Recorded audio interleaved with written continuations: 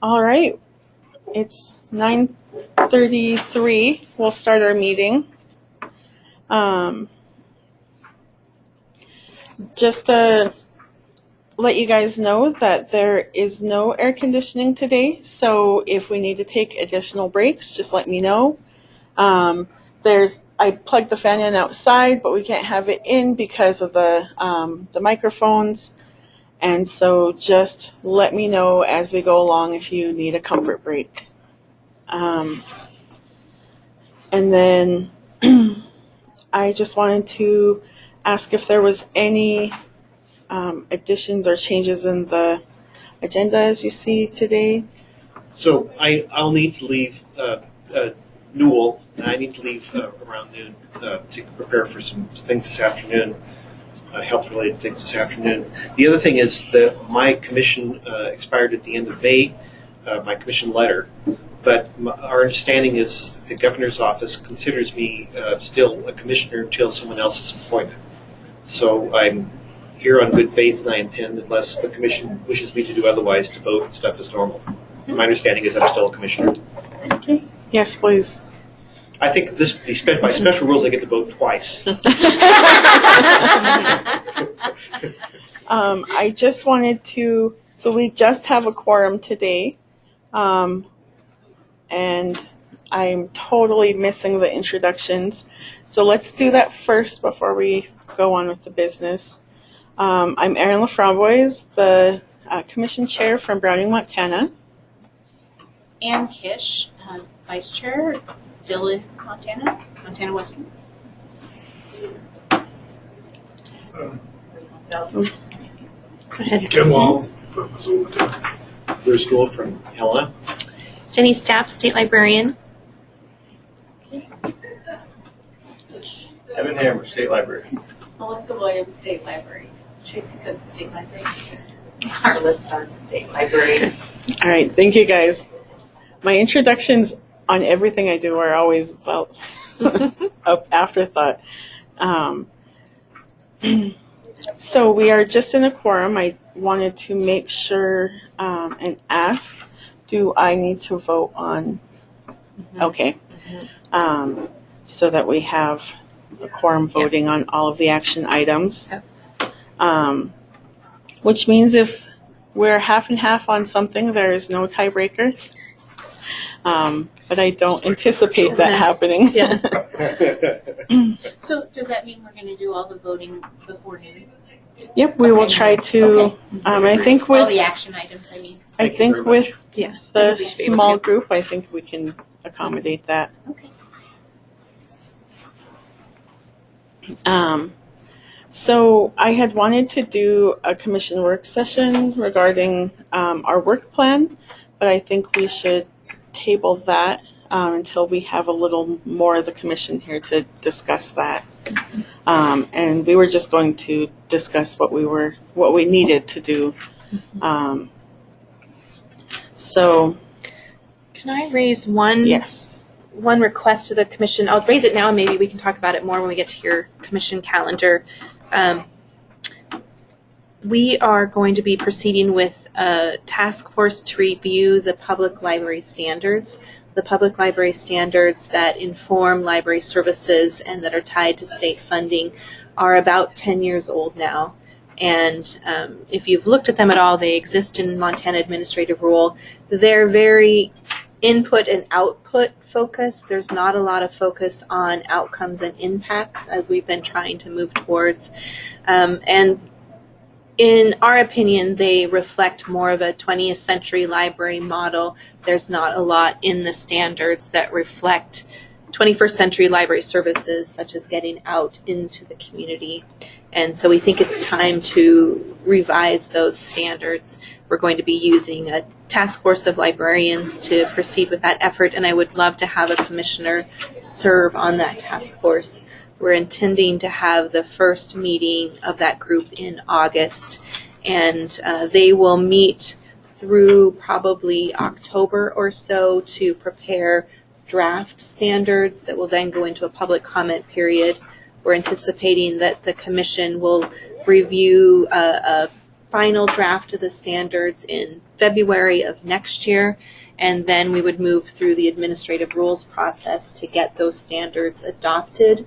We would like to have fiscal year 21 be a transitional year as libraries move from one set of standards to the next, with these new standards taking full effect in FY22. And so, again, we're interested in having a commissioner serve on that. I thought it would be a part of your work plan. And if we could talk about that maybe when we get to your calendar. Okay. So we'll move on to the approval of the April 10th minutes. I move that the minutes of April 10th be approved as presented. Thank you. Thank you, Ken. Any further discussion? All those in favor, please say aye. Aye. Aye. Any opposed? All right, so we will move on to the State Library report. Thanks. We haven't had a chance to meet since the legislature wrapped up, so I just wanted to do sort of a final wrap up for all of you. Really, the overview that I gave you in April is where the legislature landed for the state library. As you know, the budget was approved with $250,000 of one-time only money for us to spend over the course of this biennium.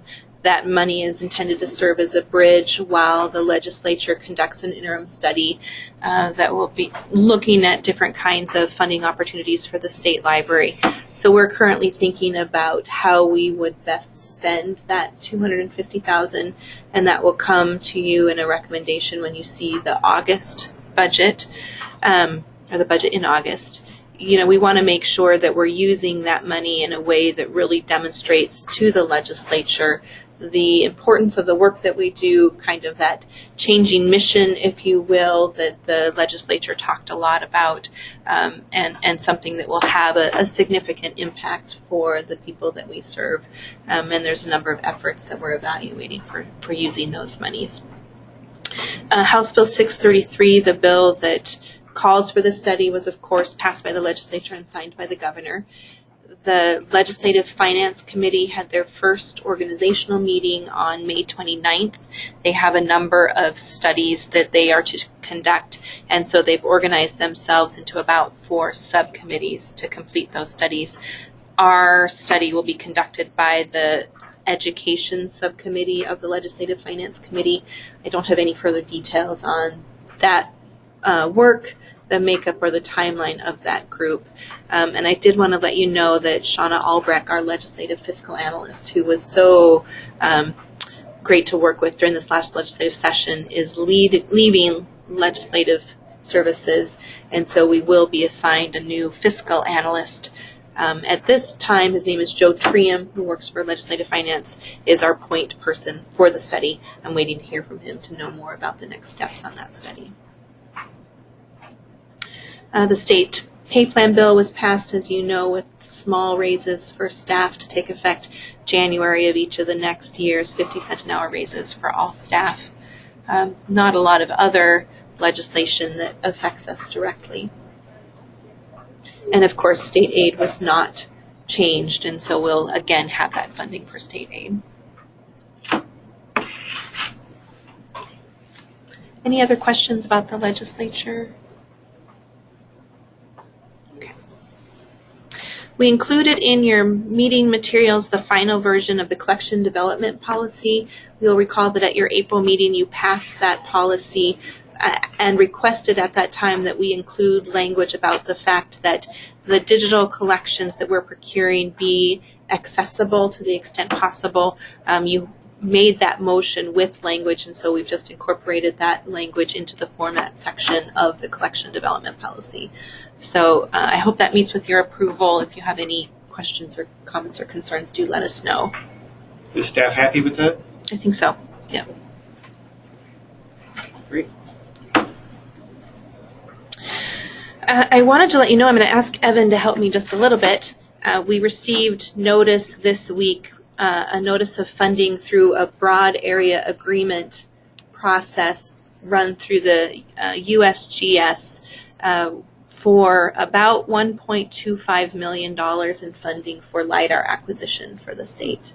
The the USGS has a program called 3DEP, and it's been in process for 5 or so years. And originally, when the program was proposed, it's a state matching program where the state has to put up so much match, and then the feds will put up some money as well. Originally, states were being asked to plan for data acquisition for the entire state, and we had estimated our match to be between, I think, 30 and 50 million. So Evan's telling 60 to 80 million. even higher to that. So a pretty astronomical number, and we've had numerous conversations with the USGS over the years about how unattainable that is. Aaron Fashaway, working with NISGIC, the National States Geographic Information Coordinators Group, have been doing a lot of work on the 3DEP program and state LIDAR plans, and we've had a lot of communication with USGS about what a more reasonable approach to funding might look like. And so we've been working on a statewide LIDAR plan. That plan is out for comment amongst I think it's the Elevation Working Group that's doing public comment on that plan right now. At the same time, we knew that USGS had some funding available through this BAA that was not yet appropriated. And so we made the decision in April to put forward a request and just see what would happen. We have some matching LIDAR funding from DNRC that's collecting LIDAR through their floodplain mapping program, as well as the Natural Resource Conservation Service. And so with those matching funds, Troy and Aaron and Evan put forward a proposal to the USGS, and this is the result, about $1.25 million. It's not everything that we requested. It certainly won't do the entire state, but it's a really good start on some of the target areas that are approved in that plan. We'll plan to provide you more information, including the final version of that plan, at your August meeting. These would be areas that were basically had hydrography aspects. The covered areas. Not exactly. So stepping back, 3DEP is 3D elevation program. While this has been going on for a while, our direct involvement just in elevation as a steward for an elevation layer. We did that many years ago. There were other groups that expressed interest back in the late 2008, 2009 time period, so we backed off a little bit. We were never the formal steward of that. And then with this program going along, we decided it needed some leadership to step back into that role. And so we've been working on that purely for elevation, but ultimately with the long-term goal of being able to improve the hydrography of the state, because that is the direction that since about 2011, 12, the USGS has turned its focus towards viewing both of those together, demography and hydrography. So we don't want to get left behind. And so as Jenny mentioned, about 1.25 million. I've got to look back at the specifics there, but basically, I guess there are two really good, important things that came out of this, other than just getting money. One is that DNRC has been collecting through FEMA LIDAR data across the state, and the USGS was fairly rigid in their program structure, and we were concerned that we weren't going to be able, since they were already in the process of collecting, that we weren't going to be able to use that as matching funding. And so we were able to do that. The second big thing is that we were able to use their procurement mechanism, which means we don't have to spend any of, well, the money will not come to us. They will do all the purchasing. They'll do all the procurement. So it's a huge time and cost burden saving on our end to be able to get this collected. So, but more to your specific point on locations, through that plan, and I apologize, I had intended to put a link to the plan in this report, but it is under the MLA Council materials. You can get to that and take a look. What we push for, and this is kind of the national standard, is rather than these postage stamp collections, to do at minimum countywide. And so one of the things we leverage the 3DEP program for is if somebody's collecting a smaller area, can we get 3DEP to pay to So that's the strategy, is to get county by county, to supplement to get county by county. And so there are a few counties in southeast Montana that we're filling out with this 1.25 million. And then I believe we're also adding, I can't remember if we put Missoula County in there or if it got funded, but there's a couple of clusters that we're kind of trying to build. So with the MLIA plan, is there a map which shows kind of what's coming on board? Yeah, it shows priority areas. And we've tried to be very open about this, that this is the first plan, this is the initial plan. It's based primarily, again, on filling gaps and building on collection areas. But we're very open if people, first, if they're involved, they can influence the plan. If they're heavily involved, they can have more influence in the plan. And if they provide money, they can have a lot of influence on what gets collected. Because ultimately, getting matching funding is what's necessary. So just out of curiosity, are reservation areas included in the initial sort of cycle?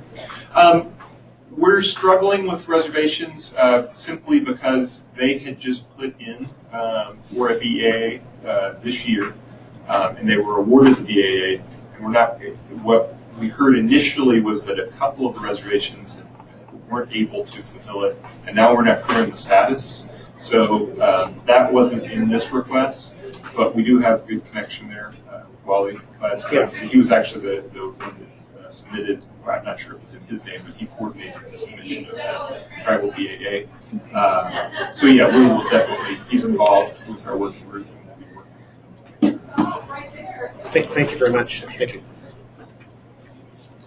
Good. One thing that is the temporal aspect of the match. I mean, this money, as I understand it, once the federal money enters the state, it can be used to match. That's the general. Is there a time period on it, or is it? Those are both very good questions. That's the general guidance we've been given is that, for example, if the way the floodplain program money has worked is that FEMA has awarded that to DNRC, and now DNRC is using it to collect data for floodplains, and that would be considered state money. However, we were also told that that would be fine if we had been planning with DNRC from the beginning, but since they were already in procurement and beginning to collect data, we thought it would be too late. But we said, hey, what's the harm in trying to use that as match? And they accepted that. We tried to look at areas for this first shot that either were being collected right now, so the potential exists for the USGS to get in there and say, well, if you're flying here, fly another 100 miles and collect the rest of this area, or areas that were recently collected so that it's close time sequence. But since they weren't able to award us all of that, primarily because of limited funding, not because of any issue with our application, we did make a point of saying, we understand that you can't award us for all of this, but please keep in mind we'd like to leverage the full amount of the DNRC program, which is somewhere in the 10 to 14 million range. So my hope is that we'll have some success, even though it's getting older, still leveraging all of that at some point in the future applications. Did there was also talk in district about the precious metal, what I can't remember what it's called, but the rare earth metal counties, did those go through? Or I believe that we got Granite County was, I think, one of their highest priorities. We included that because of we were given that it was indicated that those would be easy counties to give awards for. That's also a relatively new program within the 3DEP project, and we've gotten a lot of mixed messages about it. We've seen maps that show significant parts of southwest Montana, but then when we saw their priority map for rare earth elements, they didn't include Beaverhead, for example, which does seem to have some significant amount. My expectation is that this is really going to follow the political ties of the tariffs because I just saw I think there's an article in IR yesterday about the importance as trade tensions with China increase. If we're not finding here, that's our other primary source, or that has been our primary source. So the desire to locate those domestically will increase the opportunities for funding. And I believe that was in addition to what's already at the federal level allocated to USGS for the 3DEP program. I think there's additional funding that was going in towards those. Might be worth just, I'm sure Michael's maybe doing this, or Aaron, but with the tribal nations getting access to the 911 funding now with the legislative change, they and if they already have a BAA going, then it might.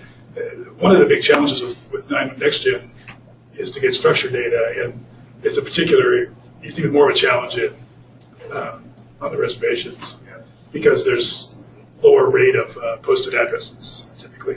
So I've been thinking more and more that the counties I'm talking to about that, it's trying to get there's a sort of difference between verification and validation. Verification is, does 220 Main Street fit between 222 and 224 Main Street? Does it fit in a logical sequence? Which, that's another use case of LiDAR, is to get all the structures and then figure out, whether inhabited or not requires other issues. But it's something that there's a connection there that might be worth talking to them when they go for these grants in November, if any of them are submitting for them. It's just the Blackfeet, Crow, and Northern Cheyenne, I think, that are the only players in that. Yeah, I think it's a great use case. It's a challenging funding situation because the very nature of the rural addressing is spread out, which means extremely expensive. But if you're able to make the case for collection based on something else, or you just need something to push you over, I think that could help with that. It could play to that strategy of trying to fill out a county because that's where it's really useful. And we may also have some other opportunity there. I don't know if you're going to talk about the Secretary of State. This is very early, but we've had some conversations with the Secretary of State's office as they're looking at modernizing their election systems. And one of the big things there is addressing. They didn't realize how much addressing we already have. Right. But I could imagine that moving forward, they will likely be willing to work with us to identify and improve those areas where it's still more. Like I said, we'll bring Troy in to your meeting in August. We can look at the maps and go through the plan in a little bit more detail. We'll have more information at that point. We literally just got the award notice on Monday, I think it was. So we're pretty excited about it. Signed the acceptance. Oh, good. Just a few minutes ago. Good.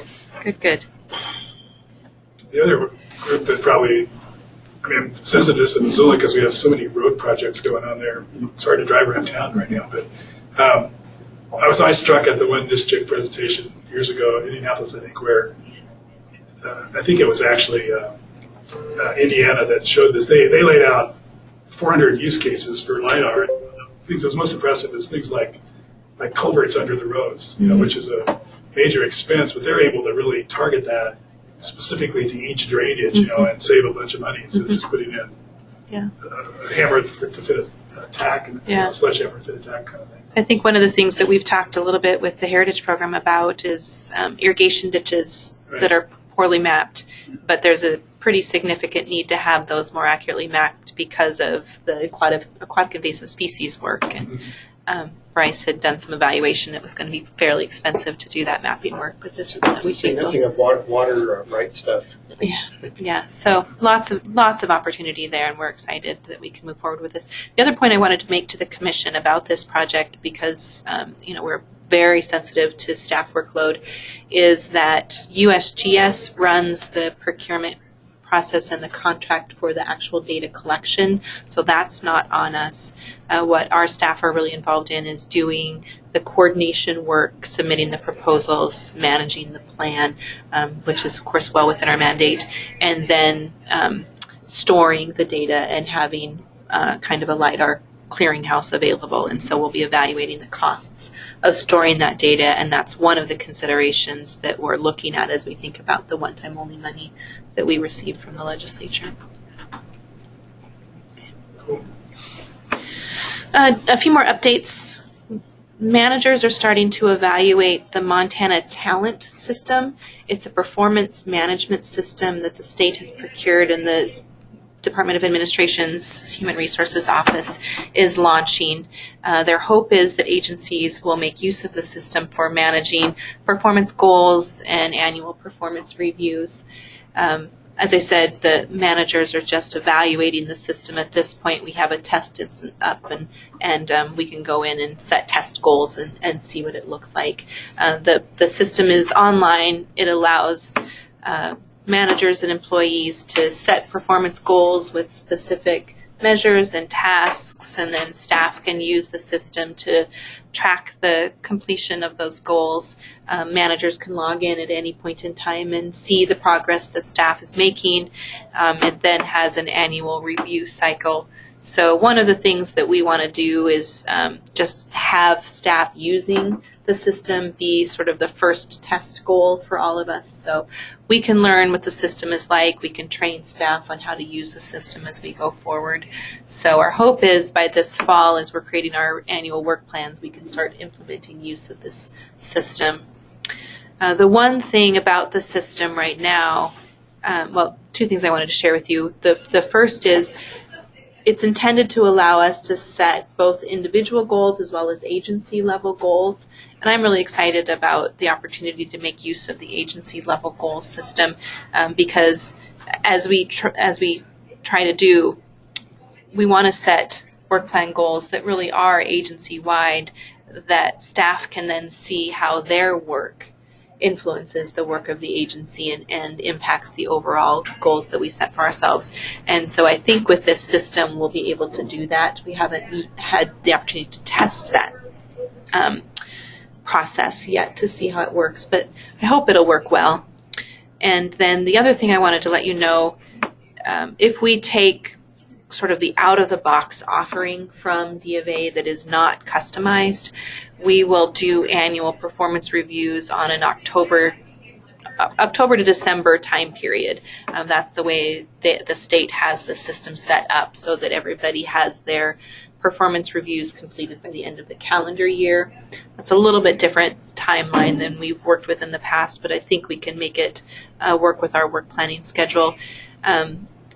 We don't have the resources to customize the system or manage the system ourselves, and so we feel like if we're going to make use of the system successfully, we need to sort of take that out of the box option that they have, and so that will mean shifting when we do our performance reviews. And I wanted to let you know that Erin and I had a conversation about my performance review, which would typically occur at this meeting, and we've decided that it would be better to try to align that process with this new system in the same timeline that the other staff are going to be on. So we're excited about having something that's a little bit more formal, a little bit more trackable. There's a bit of a lift for us to get this off the ground. Does it seem like best practices? The system itself? Yeah, the processes that you anticipate surrounding it? I think, yes, having the ability to set agency-wide goals that then trickle down into individual goals follows the practice that we've wanted to implement here at the State Library. Setting metrics. We talk a lot about the impacts that we want to see, and I think within the system we can input those impacts in measurement areas. That's what D of A has shown us. Just that kind of that reinforcement of being able to do those kind of check-ins on a really ready basis, I think is helpful. There's some things about it that would be nice. It would be nice if it tied more directly to a performance or a project management system, because I think some of the tasks that people are recording and reporting on within the performance management system are also things that they're currently tracking in some project management tools. And then also, these are the work plan goals that we then report to you, and so it would be nice if it had more of a reporting structure. So some of that is not as seamless as we would like, but I think it's still worthwhile to move forward with. Thank you. Mm-hmm. we're moving forward with recruitment on the FTE that we've planned to hire coming out of the legislative session. We talked about those at the April meeting. We have made one hire. It was an internal recruitment for the web developer position. You met Stanley Munson at a previous meeting. He's one of our IT tech supports, and he has accepted that position and will start on July 8th. That position that he's leaving is one that has largely provided some web development work, but also IT desktop support and that kind of thing. As we move to ITSD's virtual desktop model, where they are providing more of the desktop support, we think there'll be less of a need for that position. And so we're going to do some more evaluation before we decide whether or not we want to fill that position as an IT support position, or whether or not we might be able to make use of that FTE in a different way. We are also in the middle of recruiting the data coordinator position. We've received over 30 applications, and we're in screening for that position and hope to do interviews by the end of this month. So that was one of our top priorities to get hired. The library tech position will report to that data coordinator position, and so we want to have that position filled before we move forward with that library tech recruitment. And then the other two positions we want to fill immediately are the GIS tech positions, and Evan's in the process of updating the job profiles for that position so we can start recruitment for those two positions.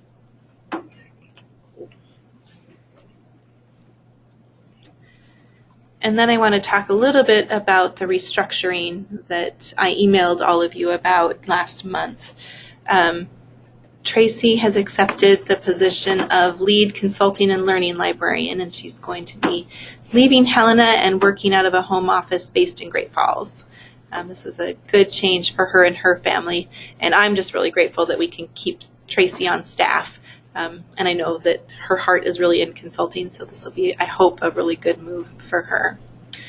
That prompted us to think about what we would do with her FTE and the funding for that position. And as we've talked about now at several meetings, the most significant need that we see in library development is filling a system administrator position for the shared catalog. And so we've made the decision to reallocate some funding in order to fill that position, which is why we have the discussion about the shared catalog moratorium a little bit later in your agenda. We need to complete that process and get through some of these other recruitments before we can actually fill that position, because of some internal interest that might create a little bit of turnover in some positions. We want to have that stabilized so people can make informed decisions when they're thinking about applying for various positions. But we will be promoting through an internal recruitment one of the current system administrators to a lead system administrator for that group of staff, and then going through a recruitment process to fill that system administrator position. So that, of course, means then we're not filling the library development director position. And so we've been thinking about at length about what that would look like for the agency. And to start with, we've had a number of conversations about the fact that staff have said, why do we even refer to ourselves as the digital library or library development? Aren't we just the state library? And also we have seen a lot of staff crossing the divisions and finding opportunities to work with one another really naturally and organically. And I think that's really exciting and something that we want to encourage. As you all know, we have such incredible, professional, talented, creative staff who are constantly looking for the next challenge and the next opportunity. So they were finding ways to work together organically. And so we think through some restructuring, we can help further support that effort. And also, you're all familiar with the current structure of the digital library that we changed to a number of years ago now, with the focus on user services and information products and information management, rather than what we had prior to that restructuring, where the digital library was structured around collection areas, government information, geographic and natural resource information, and then the heritage program. we think that model of user services, information management, and information products really applies well across the entire agency.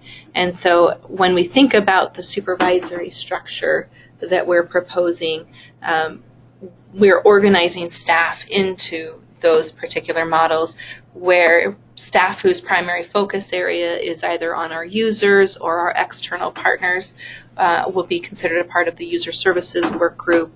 Those that are primarily responsible for managing information and our collections will be in information management, and those staff who are primarily responsible for managing the discovery tools, the web applications, and other kinds of technology services will be in information products.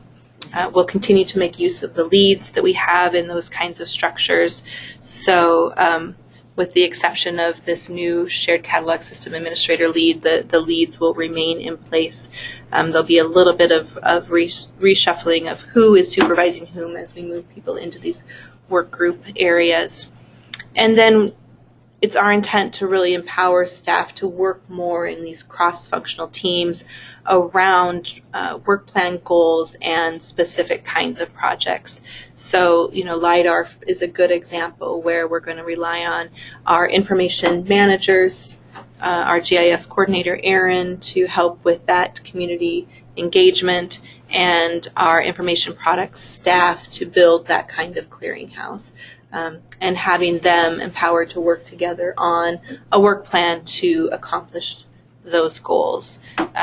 We're talking with staff more and more about what this looks like. We have very early drafts of organizational charts. I wasn't quite confident enough in them to bring them to you today, but we plan on sharing some drafts and asking for staff feedback at an all-staff meeting next week. We're trying to balance sort of the traditional organizational chart with what I call the hippy-dippy org chart that as Tracy said so well, is less intended to convey hierarchy and more intended to convey the behaviors that we want to see from staff, really empowering them to work together. So that's like emojis. Evan looked at something on my screen and asked me if I was creating a Pokemon. And I had never seen the Pokemon he was referring to, so it was a learning experience for me. It strikes me that you're kind of moving to a more horizontal organizational structure, and my only thinking about that is that you seek assistance where it's appropriate, and kind of helping figure out how to work with that and how to talk about that, and that ask just please keep the commission sort of up to date with how that's going, because it is a big change. It's a big change. It's a big change. Yeah. But the kind of the part that makes whatever you're going to do work is going to work just fine with your staff. And personally, speaking just myself, I have every confidence this is going to be great. Thank you. Thank you. I think the barriers that we've continued to hear about are communication, and to the extent that we can remove artificial barriers that are standing in the way of good communication, I think this is a really good step in the right direction. The day-to-day work of the staff really isn't going to change. Like I said, they're already doing this kind of work organically. We just really want to encourage staff to do more of it. It'll certainly be the role of managers to make sure that we're helping them prioritize the work that they do so that they're not taking on too much. I think that's a part of why the talent management system is going to be important. So we have that real visual reminder of where staff are spending their time and helping them not be overtaxed, and then helping staff get the resources they need to do the work that they want to do.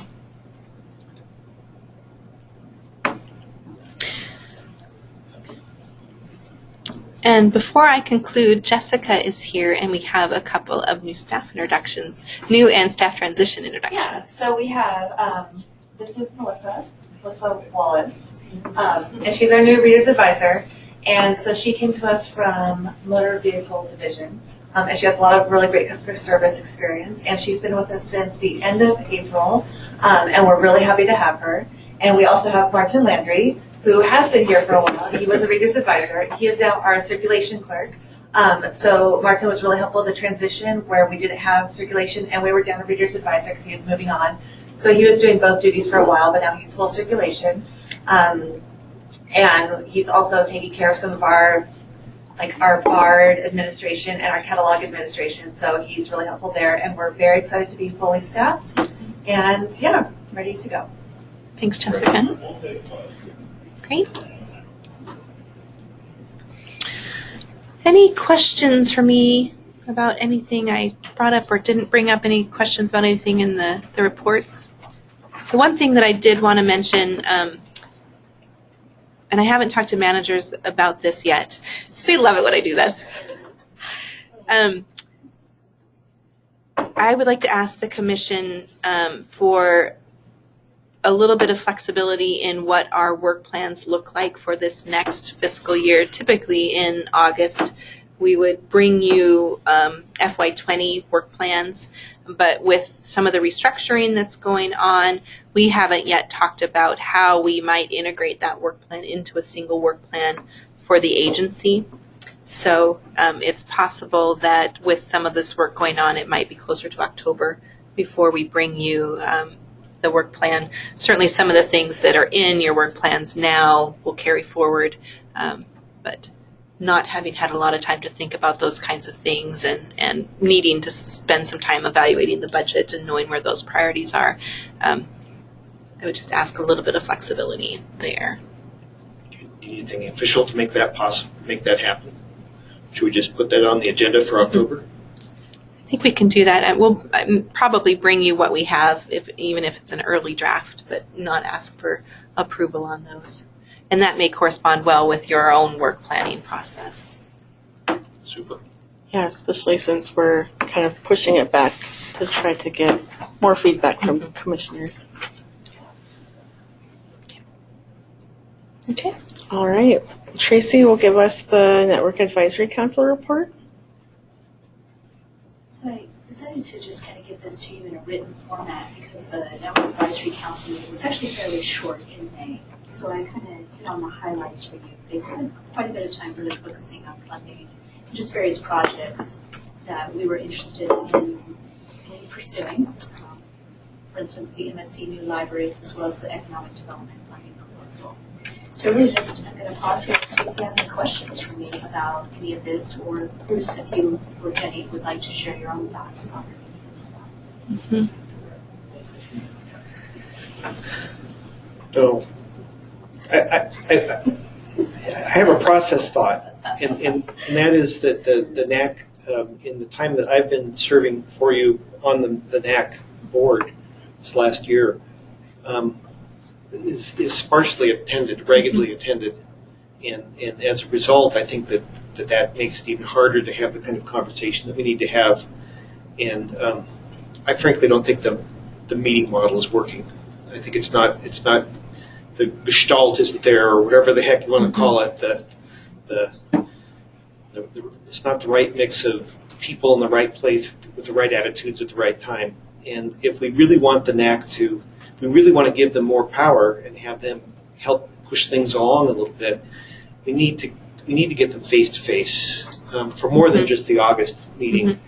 And to go with that, the commission, I think, needs to take and basically say, this is what we expect. We expect you guys to basically to rattle the cage, to tell us what you really think, and to tackle hard stuff. Because right now it's nice folks, and it's an okay meeting, but it's not a great. Things are not happening, and they need to. And I think much of the problem has to do with phones. I think when you have a few people in person and everyone else on phones, it's very, very difficult to take and do the really hard stuff. Or I don't believe this group of people has exhibited the skills to make that happen. Yeah. I started with the orientation saying one of my expectations of them was to attend face-to-face, but I almost think that people say you do such a great job facilitating face-to-face and blended meetings that it's a detriment. That actually, if I would just ignore the people online, they would be forced to come to Helena. and interact with us. And I would agree. And I've actually tried in my orientations to be clear that really the work that they need to do needs to be face-to-face. And I've actually also tried to say, when I say my expectations, I say, I want you to challenge us. I'm not looking for a rubber stamp. I'm looking for, you are frontline people out there seeing the challenges in your community. You need to tell us what those are. Amen. And so I am kind of disappointed too in how hard it has been to get them to come to meetings. And I think this is something we are seeing not just with the NAC, we're actually seeing it with the shared catalog meeting. We're seeing it with some other things as well. And it's probably a reflection of the fact that our librarians are stretched way too thin. And it's very hard for them to get away for long periods of time because they have too much on their plates and not enough resources, just like us. We're mirrors of each other. But I would agree that it would be better for it to be face-to-face. Like, it would be better even if it was just 2 meetings a year, but it was solid. It was really future-oriented work as well. Or maybe we divide it up regionally to make it easier to travel. Or, I mean, I don't really know what a good idea is because then you would miss a bunch of stuff. I really don't know what that would be, but something has to happen if it's going to really pull its weight. Because we're counting on them for advice. Right. And we're not getting, these are great folks, we're not getting all they can give us. So say, when you convey in orientation, are you conveying that it's not just your expectations, but their whole purpose is to report to the commission that it is our expectations that they show up, they interact. Otherwise, we're making uninformed decisions. And I think that might be, a little more forceful, and it's out of your hands. So, it's the commission that expects them to be there. Because I think we do. We are expecting the NAC to bring us fully informed and discussed. We're taking the NAC as everyone is there and everyone is lending their voice. And if they're not, then people get left out and people get upset or frustrated, and then that just leads to more people not wanting to participate. They don't listen to us anyway, but part of that problem may be you just weren't at the table. I think it gets confusing too. This is just speaking for academics, but it may apply to public librarians as well. At the academic symposium, at the general council of Trails, something came up, and somebody said, "Well, what does the NAC think?" And everybody said, "I don't know." And somebody said, "Well, aren't 2 of you on the NAC?" And oh yeah. I think that it does get confusing because we do so many online meetings, and so many of them, it's fine. I was just on one yesterday where we picked. We went through a rubric and handed out grant money. And that kind of thing you can do so easily online. So then you get to the point where you're just used to online meetings every single day, and then you forget to, or even how to prioritize which meetings you really need to attend and which meetings you can attend online when you look at your calendar and you have 4 or 5 online meetings a week. So I think we're just so used to attending online meetings that go well that we forget that there are some that we actually need to attend in person. And so I think maybe people just get overwhelmed with the number of online meetings and forget that sometimes it's more effective to be in person. The other thing I have pondered when I think about when the NAC was at its richest is it had real focus. It was focused on creating the shared catalog. It was focused on getting internet in libraries. It was focused on something specific. And I wonder if that's part of it is we've turned them in. They've become an advisory council, but maybe they don't have enough purpose or definition or focus for people to really say, this is what I need to rally around. And I also kind of sometimes wonder if, because Jenny knows this about me, I think kind of about how the system creates the behaviors. with the formal agenda and style that we've moved to, I sometimes wonder if it actually limits that free-flowing debate that I think you are seeking, Bruce, and I am certainly seeking as well. The open-ended questions that really get people to think about it. And I think this Fair Library Access Resolution and the endnotes on it could be a way to give them that focus and to bring them together and get that participation again. Because actually, on an individual level, when I talk to those people, they are fairly innovative. So I think Anne's right. They're just sort of, they're trying to get as much done as they can, and they're trying to be efficient, and they forget that this may be a meeting that I should come to face to face. And I really like your suggestion, Erin, and I will say the commission expects that of you, because I haven't been saying that, and that might help as well. And then also, I might recommend making the agenda very broad and make it focused on a single question or a single issue. And what do you really want to know from the NAC? And, I think over time it's morphed into something that maybe isn't giving us or you what you need. And, so what do we really need? And I really count on the NAC for telling me what is going on out there in the field and what are the challenges they are facing and what do we need to do as a community to kind of scale things statewide. Where do we need to go and how do we need to get there? And so that if that's also what you need or what you're looking for, so maybe Jenny and Kara and I can sit down and structure this meeting in a way that will get that. So somewhat perversely, one measure of success from these advisory groups, NAC and MLAC, et cetera, would be if the commission has to turn them down. I mean, we have scarce resources. If they were all kind of pushing us with really, really great ideas and there were more good ideas that we could do, that would be a sign that they were active and vital. But that doesn't happen. Although, when Evan comes to us asking for $50 million for LIDAR, that may happen.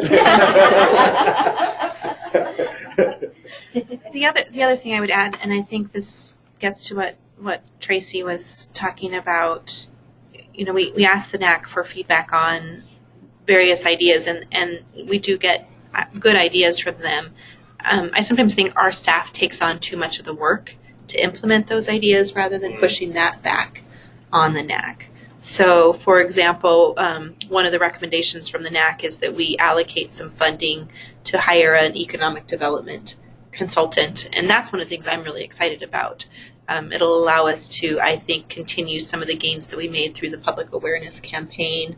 It's expertise that we don't have on staff within the library community where we need to really have someone who can be that liaison for us. And I want the NAC to be involved in selecting who that consultant might be. Put the work of that procurement process back onto them. Splendid. So I think we have the retreat coming up in August, and I think we should have this topic, their effectiveness, be an agenda item. The other thing I was going to add is that I think having more subcommittees of the NAC will be effective. And this actually, if you don't mind, it gets into the next agenda item. So I'll maybe talk about that next. Typically, we would bring a library development budget to the commission at this meeting. But with some of the restructuring, we actually had a library development budget all prepared and sort of ready to go. And we all kind of just kept scratching our head and thinking, it doesn't feel right to bring you a library development budget if we're trying to think of ourselves as one agency.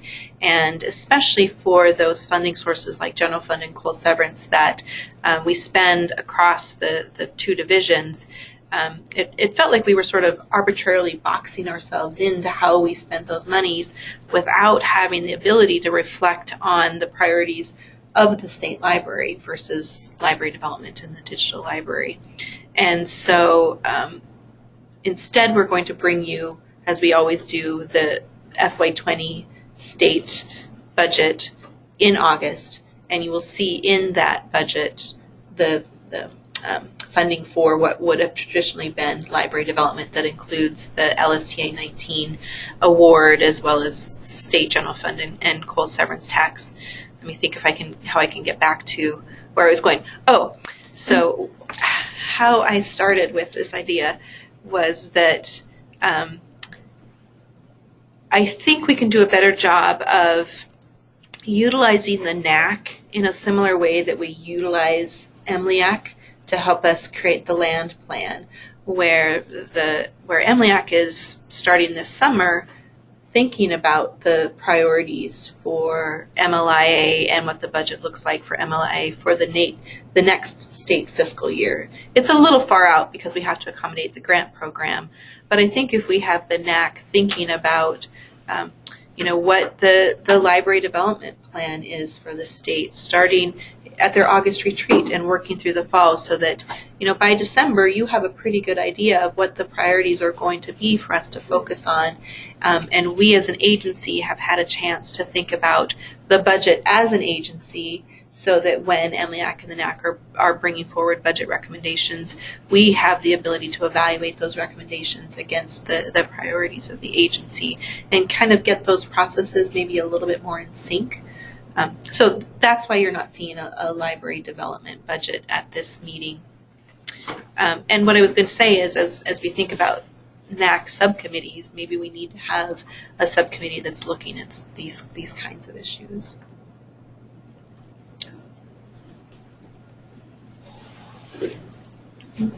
Thank you for letting me vent. Always a good discussion. And that's what I value about the NAC. Being on the NAC, I have been a part of some great discussions. Yeah. So if that's not happening, we need to reevaluate why it's not happening. How many times a year do they meet? Four. And then it varies, they'll be very active, and then it's like we go through this period where people aren't showing up. And I've actually asked for feedback from individual NAC members, but what I've gotten is, no, you run a great meeting. And sometimes I wonder if it's actually that it's somewhat of a compliment, but they find state library staff to be visionary enough and forceful enough or confident enough that they don't feel like they're contributing, and I don't want that. So how do we make sure that they know that they should be a part of it too, part of the process? Perhaps having more of the two of the 4 meetings trying to be in person, and the other 2 being more like committee work. Yeah. The real subtle thing that I've noticed just with our business is we've started to do more. One of our employees just started using video a lot more because we do a lot of support and talking with people around, and most of our work is remote. And the current thing we use is called Zoom because we got tired of WebEx, but it makes it easy that everybody's video is on. And it makes a big difference when you're seeing everybody and they're more engaged because they're not doing other things. Maybe they're doing other things, but you can see them doing other things. Yeah. It's kind of subtle, but those online meetings can be. When you look at the effectiveness of a federation meeting that's online versus one that's in person, it's like no comparison. Yeah. It's like night and day. Exactly. The other thing I was struck just reading the report, and the 2 topics, one being the economic development piece, which I've been hearing more and more about that for some reason. I don't know why, from just different, like Ann Booth, who was a long time Triangle employee up in the Highline, retired recently, and she's doing more of that kind of thing. And I was struck by what Aaron and because NACO last year kind of ended up the next meeting the next day was the economic development group. And I was just floored by the lack of geographic awareness of that group. But there seems to be a lot more happening with that. But then the piece with youth and things, I can't remember exactly the exact content or topic of that. But again, I always come to things from a GIS perspective. But the Esri has this great program for schools. They'll give it to any school, public, private school, for free. It's really easy to do. It takes 5 minutes to get it set up. And marrying those 2 concepts for in rural Montana, because the youth are so critical to the sort of survival of. That's another maybe NAP topic is how do we keep, just like our critical access hospitals, how do we keep these towns going in Montana? It's a perpetual situation with a lot of discussion. But trying to engage the youth more. The Esri stuff is purely for academic use. They don't want them to use it to route their buses or do things that they want. Esri wants the school districts to pay for that, just like anybody else does. But for academic use, students get access to it and they use it for a ton of things. And so, I've always several years ago, we tried to put together a health consortium where paid internships of like high school seniors and juniors would be at the library working with community members on the weekends, but to formalize that more and make it more of a thing where and that certainly would resonate in rural Montana. It's just very survival of the libraries and of the towns themselves. That seems like an easy connection there that would be useful, particularly with the strength we have it with our GIS program at the state as well, and interest among kids. I've seen a lot of kids just get lit up by using those tools for academic purposes and personal projects too. I'm excited about the economic development idea as well. We have a model that we've used for years in the state to help our focus on youth services. We don't have a youth services specialist on staff here, and so we've contracted with Cindy Crispin, the youth services librarian at the Bozeman Public Library, for a long time. And so she is a liaison with a variety of groups who support early literacy kinds of opportunities around the state, and then she also does training and webinars for youth services librarians. She's been an integral part of our Ready to Read rendezvous and creating the Ready to Read program over the years. I think with the concept behind the economic development model is something like that, where we're contracting with an economic development specialist who can attend meetings of economic development associations around the state, chambers of commerce associations, be a voice for libraries, and then come back to us and talk to us about what they're hearing about that libraries can support, and then help us also support both programming and learning. And these are just sort of high-level ideas at this point. Again, I think we can work with the NAC to set out the measurable goals that we want to have from this contract, and then go through the procurement process to select a consultant, and then be the point contact for that person as they're doing their work, as we learn about what we might develop from this kind of program. And your comments remind me that we should probably involve some MLIAC staff in that effort, or MLIAC members as well. Yeah. It'll be a great cross-functional group. Right now, just in our sort of local neighborhood, like nextdoor.com kind of group, there's been a huge discussion on this, on the cadastral, because everybody got their tax assessments. So the people are trying to figure out how to use that to challenge those. But there's a natural connection there between, and that's where I think the youth can be engaged, because they know they figure out pretty quickly how to tie some of these things together. And more, there's some pretty innovative youth programs where they're doing entrepreneurship stuff, starting businesses and when they're very young, and getting that experience and that kind of networking capability and connections. The last point I wanted to make about the Library Services Technology Act budget is that we are working hard to align this federal budget award with our state fiscal year budget. LSTA, as you know, are awarded, of course, on the federal fiscal year because it's federal funds, and those are 2-year awards. And it's challenging to manage the funds because they are 2-year awards and because of the difference in the fiscal years. We have some of the services that are funded through that starting to make use of those funds at odd times during the year. We start rolling our Talking Book Library staff onto LSTA funds usually in March or April, for example. Tracy's worked really hard to have all of the other staff start their fiscal year on the federal fiscal year. We have various contracts and agreements that are mostly aligned to the federal fiscal year, but invoices come at various times. And it becomes a kind of a tracking nightmare. It requires a lot of additional math for people that gets really challenging, and we do a lot of validation of people's spreadsheets to make sure that we're tracking expenditures properly. So we're going to be working really hard to align our federal award with our state fiscal year.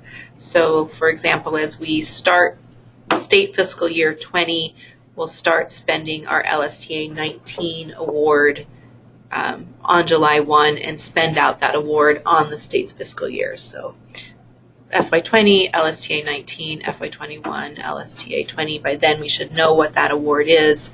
Again, moving up the discussions with the Network Advisory Council about the priorities for spending those funds should help with that kind of planning process.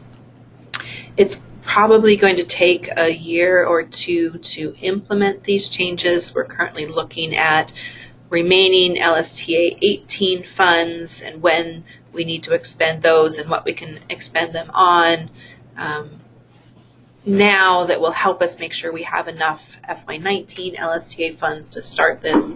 In FY20, there'll probably be some things that will linger into 21. But Melissa's doing a great job of making use of some tools within the state budgeting system that will allow us to track this more effectively and should ultimately make the budgeting and budget tracking process much simpler if we can get these aligned.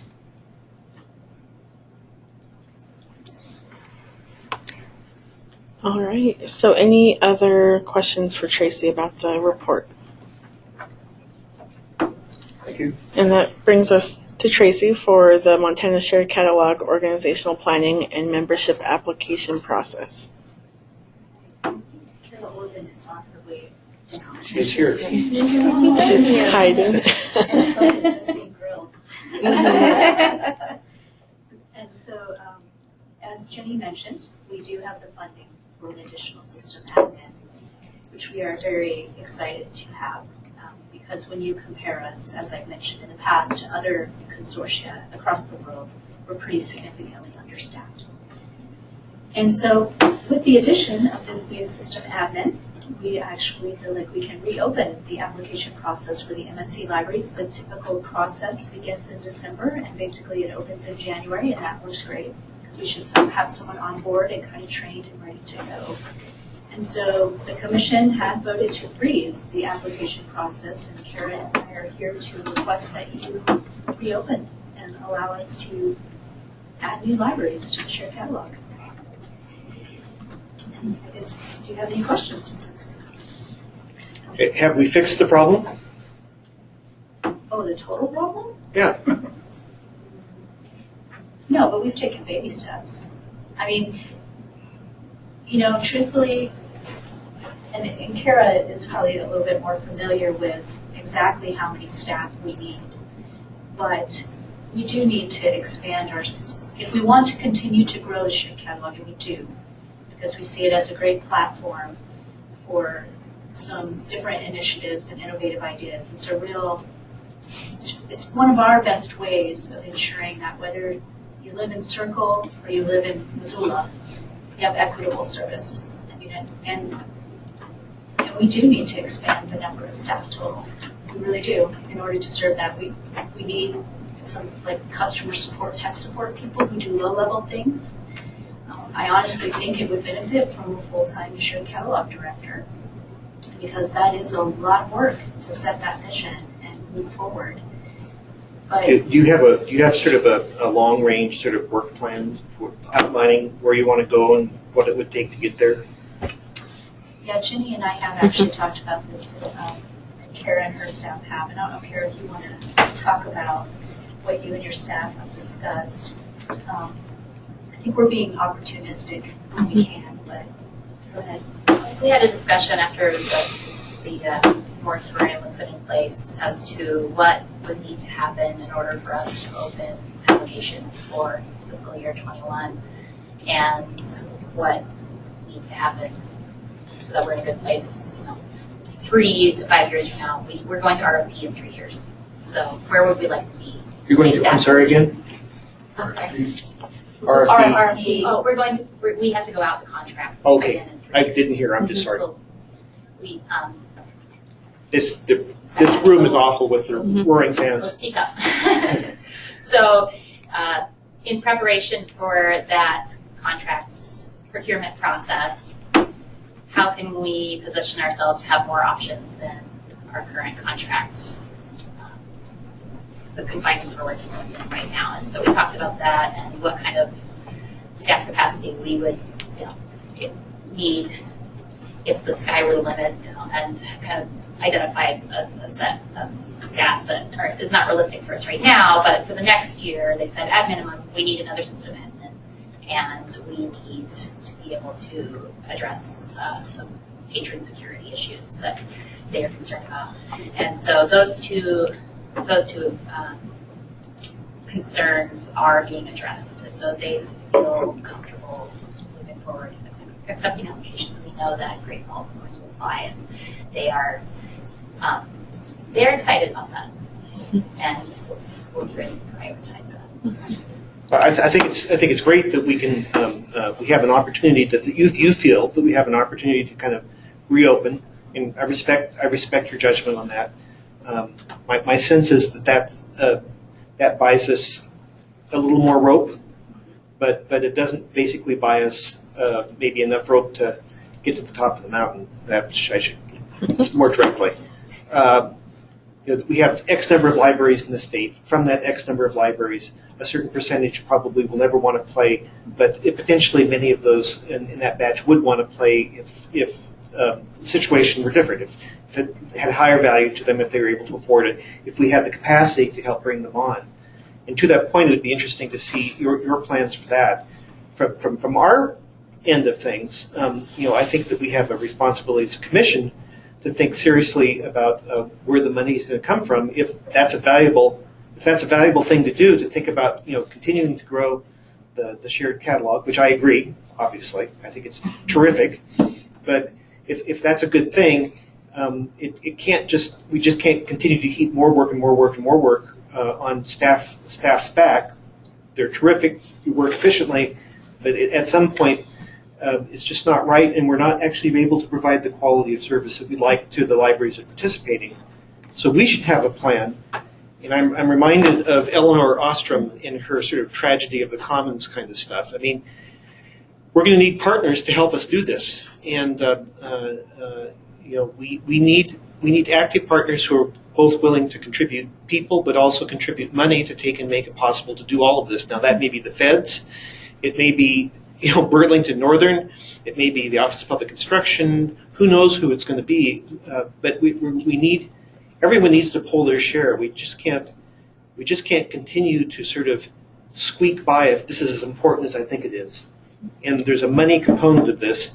If staff's willing to kind of think strategically about staff requirements for growing this thing out and for an RFP, I heard now, then we need to be thinking seriously about how much money we need to add to the mix, or where we need to take and pull money from the agency, existing funds from the agency, transfer it to the shared catalog, which I'm not advocating, but where we need to find extra money to make this happen. Because it's nice living in kind of, I mean, your willingness to take and do what you've done, Tracy, has kind of made this next little mini step possible. But this is not a really good way to run a railroad. I mean, we should have enough money, if this is an important thing to do, to staff it properly and make it work. So I think, I can ask it. it's interesting that we had our last library development get together, and we focused on the topic of collaboration and also talking about how the fact there are certain things in library development that we sort of use the term project, but they've long since become a service. And that services are different from projects. Projects are kind of ad hoc. All of us, librarians, state library staff, we're all working on this together. Services tend to be more formal and need things like standards. And they need things like, this is what you get when you receive this service. This is our expectation for you. And the shared catalog, and actually probably the Montana Memory Project, have grown large enough that they have entered that realm of service. And that perhaps it is time for us as a state library to think about what that means and what that looks like. Because there are things that we could do that we're trying to work towards with like the acquisitions pilot project that would actually simplify and streamline the shared catalog, which would make it easier to support more libraries with few staff. We still, I think, I'm actually not totally believing in less is more. I mean, I think there's a certain number of staff you need when you are serving this many people. I mean, it's 400,000 Montanans. That's a lot of Montanans to be running on the backs of basically 4.5 people. And so we can't completely gain all the efficiencies by having those standards. But if we're willing, and I think we are, and Jenny and I have talked about this, to move down that road to saying this is, and I think you said it brilliantly, Bruce, these are the lights. The shared catalog, these are the lights. This is your infrastructure that just runs your library. And this is basically the standard for running that. You know, we accept that we have a certain voltage for our electricity, for instance. That's how we kind of need to get to thinking about the shared catalog.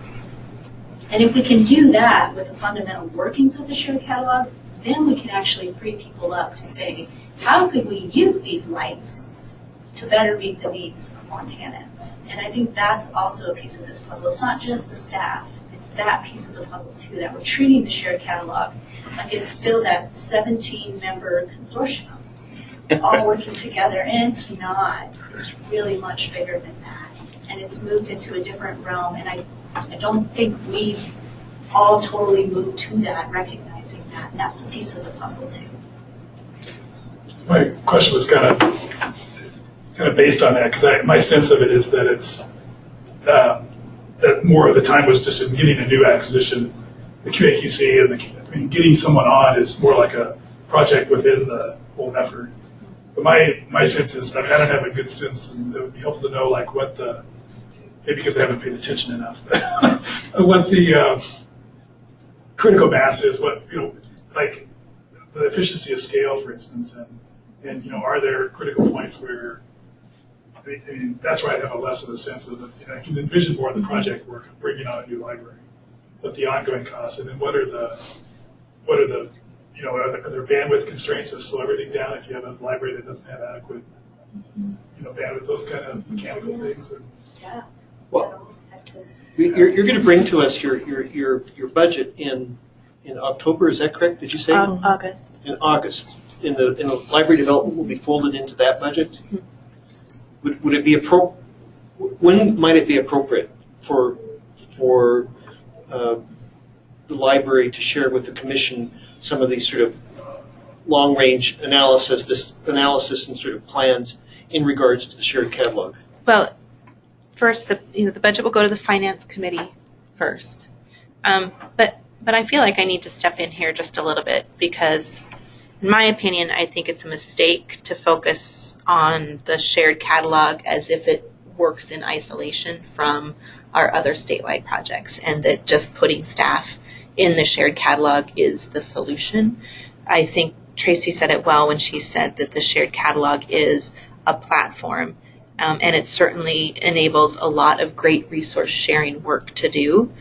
But and because it's standards based, it allows us to implement other kinds of services as well that are either offered through our relationship with Cersei Dynex or relationships with other vendors for other kinds of services like Overdrive for ebooks and OCLC and the Digital Public Library of America and so forth.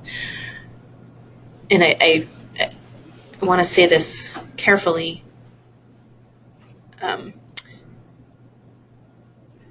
The shared catalog staff do an amazing job of administering the shared catalog, and they're very visionary for the kinds of services that can be offered through the shared catalog and how we can approach the different kinds of work and workflows that exist for the member libraries to help them make the most efficient use of the resources that they have so they can really focus on their patrons.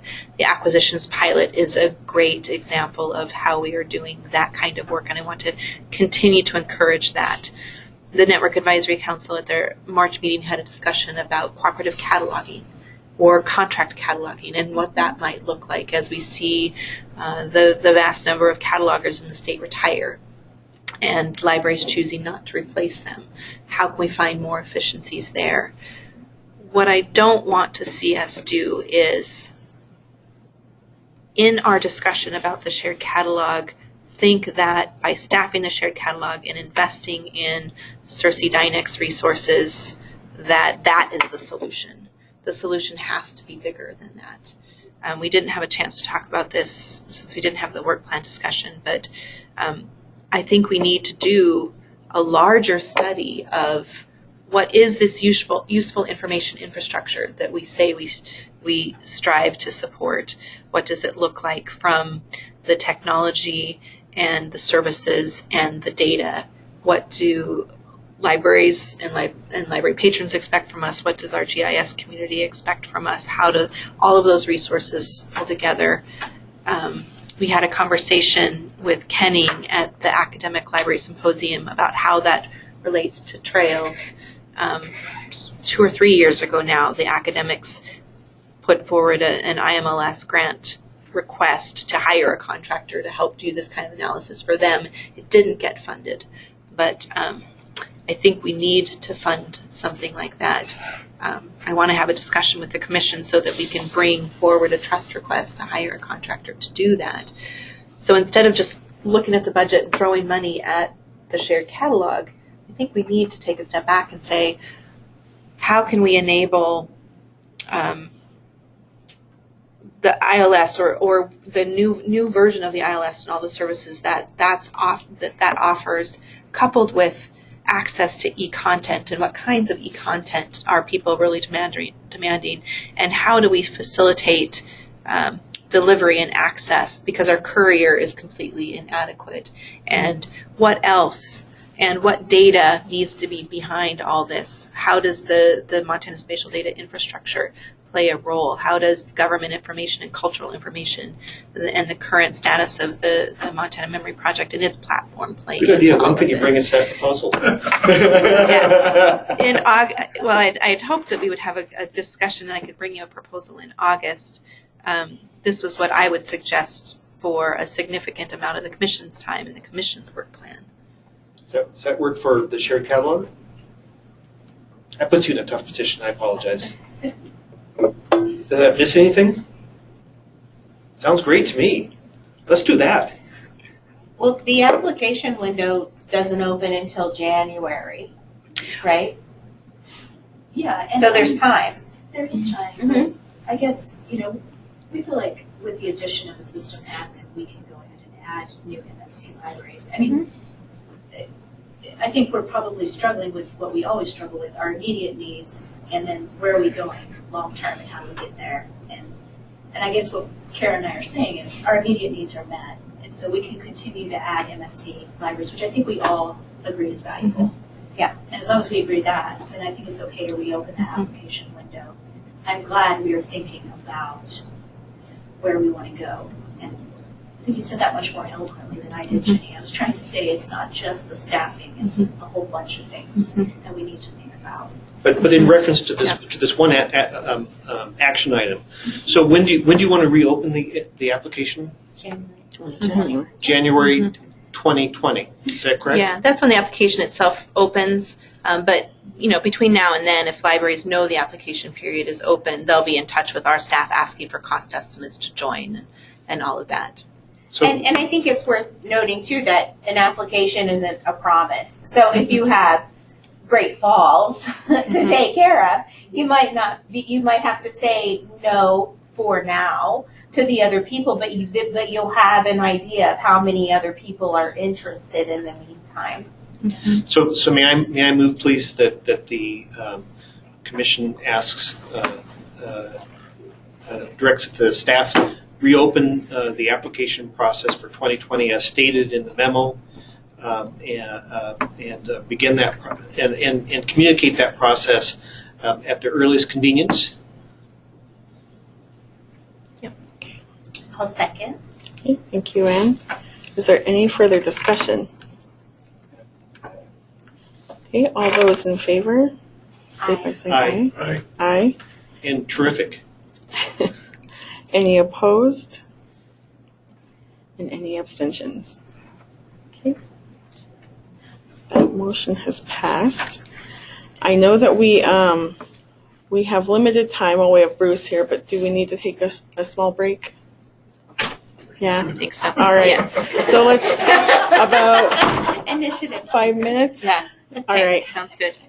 We can open the door for a little while while we're meeting and get some air in here. I think it quieted down there too. So. Yeah. Yeah, their meeting's ended, so we can maybe open those up. Who's going to stand for a minute stretch? No, I would agree. Yeah, I totally agree. It's those kinds of things that I'm glad for their ideas and welcome their input. That needs to be part of the larger gestalt. Right, exactly. And I completely agree with everything you said. I mean, I think it's just a tool that, but in pursuit of a larger goal. Right. I agree. Yeah. I totally agree. Yeah. And I think that your idea of farming out sort of the analysis is brilliant. In fact, we should just do it. And one of the things I'm struggling with is how do you scale that kind of consulting request? Because it could be massive. I'll let you guys think about that while we move forward. Okay.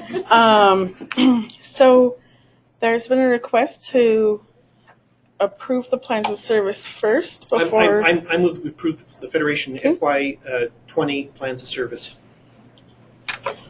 Is there a second? Second. Okay, thank you, Ken. Any further discussion? I wonder if are there any Federation coordinators online that might have some words of wisdom for the Commission? Janine is on, but she's in and out, and so she may not actually be here this week. Okay. She's got kids there at the moment. She's not turning on. Okay. Well, I would definitely invite any of the Oh, Federation. she said she's here. Okay, yay. Do you have any discussion for us, Janine? Thank you for taking time to listen to me. I just wanted to reiterate from Anita Sheets at the Fort Peck Community College Library, or James E. Shanley, that they call it now, how much she appreciates that we share travel funds with her so she can attend MLA with us. Our Federation is using the money just about typically the same as they have in the past, continuing education and technology, resource sharing, the main things. So thank you so much for the Federation money. I know I wouldn't be able to do many of the things that I do without it. So thank you very much. Thanks, Janine. Thank you. All right. Any other further discussion about the plans of service? Hearing none. All those in favor? Aye. Aye. Aye. Any opposed? Any abstentions? All right. Well, I thank the planning coordinators for all of the work they put in. It's great to see what libraries around the state are doing with the funds. So we will move forward with the broadband pay plan update. Maybe. Do you want me to go grab her? Yeah. Do we know where she is? She was in her office. Okay.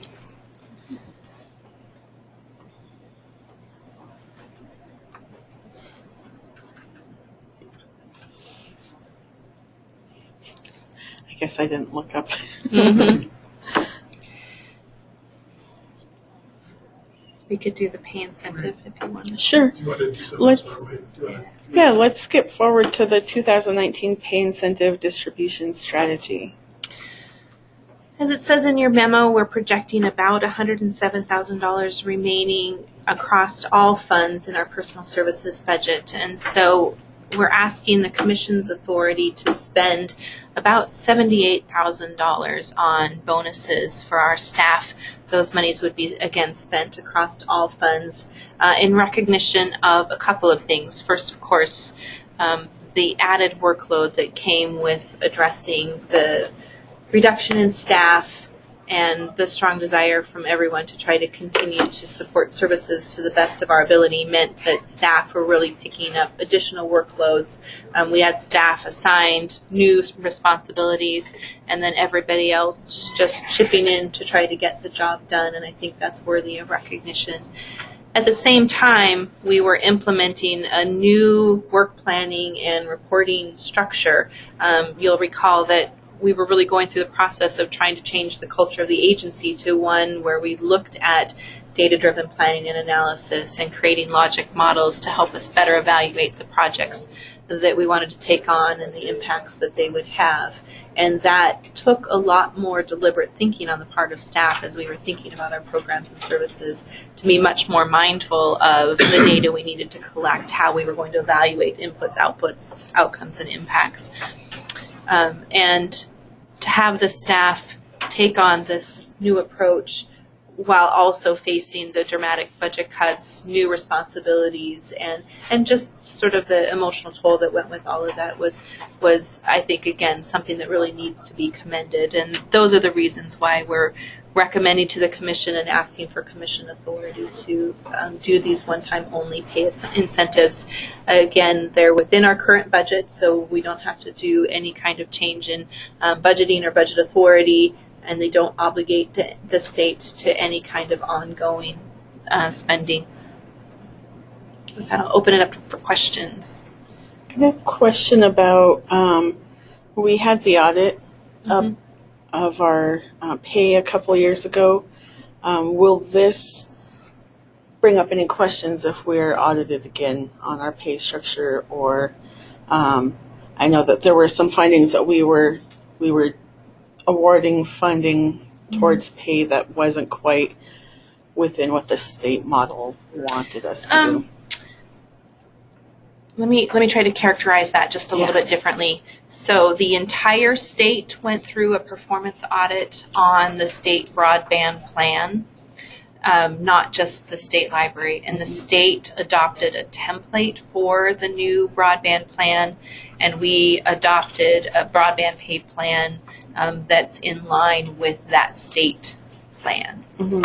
So I don't think there were any concerns necessarily in how we were spending the money. Okay. The current pay plan does not allow for us to just give bonuses, which is why we're asking the Commission in your authority to manage and govern the agency for your approval to grant these bonuses. Okay. Does that answer your question? Yeah, I thought there, going through it, there were some questions in the past. I just wanted to make sure we weren't stepping into something we would have to answer for later. We'll bring you a revised broadband pay plan policy. We have an update here. If the Department of Administration brings up any additional changes, we can bring you a revised pay plan policy. We're supposed to look at those every other year following the legislative session anyway. Okay. And so this is something that we'll want to look at in the future as well. Okay, that was the only question I had. I have questions along that line. I mean, what is our authority to grant bonuses? You have the authority to approve our budget. And so under that authority, we're asking for permission to spend funding in this way. You also have the authority to approve our broadband pay plan policy. So had we had that authority granted in the pay plan policy, we wouldn't even need this action. Is there a mention of bonuses in ARM? I don't think an administrative rule. Is there a mention of bonuses in MOM? I don't believe so. The state's larger template allows for one-time payments, lump sum payments, or bonuses. Under what circumstances? Pay for performance. Would the bonuses that you're anticipating go to every staff member? Yes. Is there precedent in this agency or in any other agency with this kind of payment? We have done pay incentives 4 or 5 times in the last. Bonuses? Yes, exactly like this, and we've always brought them to the Commission for approval. Was I here? The last one was in 2016. I think I remember that. Mm-hmm. And those were targeted at specific positions, but not overall, the agency overall. We've done them in different ways in the past. When we've had vacancies, for example, if we had a heavy number of vacancies in a particular area where staff are having to take on additional workload, we've done additional bonuses for people in that work area. So typically when we've done the pay incentives, all staff have gotten something, but it hasn't necessarily been a flat amount across the agency. So this would go to exempt and non-exempt staff alike, proportional to salary, or a flat amount? Flat amounts for staff, and then an additional bump for leads who've done the reporting work that I just talked about. If this was passed by the commission, would you as chair be willing to write a letter to staff members kind of with some of the language that Jenny was using, thanking them for the tough times and wishing we could do more? Oh, definitely. That'd be great. There would be an accompanying memo. We always do a memo to their personnel file acknowledging that it's a one-time pay incentive that they'll receive. So a letter from you would be really, really amazing. Yeah, I mean, because we do appreciate all the work we could have just stagnated the last 2 years, but I feel like we've really grown, and I'm really thankful for what our staff has done. So, Okay. Yeah, I completely agree. I'd like to make a motion that we do one-time authorization of $78,000 for bonuses for staff. I second. any further discussion? All those in favor? Aye. Any opposed? And any abstentions? With our thanks again to staff. Seriously, it's a big deal. All right. Well, thank you guys, and thank you for clarifications. Yeah, for sure. So we will go back up to the broadband pay plan update. So currently our policy reflects the 2016 market analysis that's provided by the state. And so that is will expire at the end of June. And so we have updated the policy and the addendum to reflect the 2018 market analysis. And so I think if you guys have any questions about that, I'm happy to answer. Are there any losers? Are there anyone who would be taking home less of a paycheck because of this analysis? No. Okay. I mean, losers like they were losers. I mean, does this disadvantage anyone because of the changes, pay because of the analysis? Jeez, I apologize for that. That came out sideways, didn't it? There's some salaries, the pay range did go down for some positions, but there's nothing in the broadband pay plan that mandates that we decrease people's salaries to align with that market. It's just a measure of how we are doing in keeping up with pay for our employees relative to market. So in thinking about the agenda today, I realized I've been involved with the state library for darn near 40 years, and I have never, ever seen anyone get too much money for working here.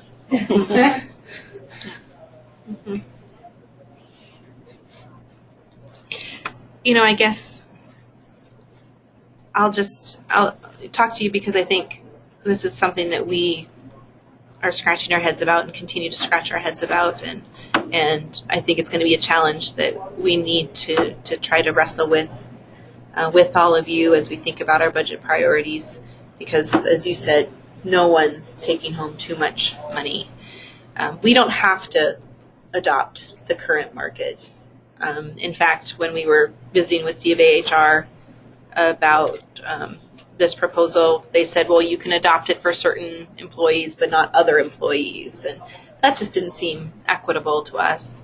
As is laid out in our broadband pay plan, we want to strive to reward and compensate employees for what they're worth, and the market analysis is the most current measure of what they're worth. We also look at the interagency pay tool, so we can compare how we're paying employees in our agency to other employees in similar positions in other agencies to make sure we're as equitable as possible there. But there are some real challenges. We know that our librarians, the way they're classified, are not compensated equitably to our GIS professionals, for example. And we have a real problem with that. We've talked to HR about what we can do to influence the market analysis there. And the response we got was that we're driving the market. So, I guess the solution is to somehow find more money to pay our librarians so that the market analysis will reflect higher pay in the future. Let's do that. Seriously. Yeah. we have That's all it takes. We have longtime employees who have been working for the agency for years, and the legislative raises that come with legislative sessions in no way are keeping up with market. And so, as is said in the memo for this agenda item, we keep moving people along at the bottom just to help them meet the minimum.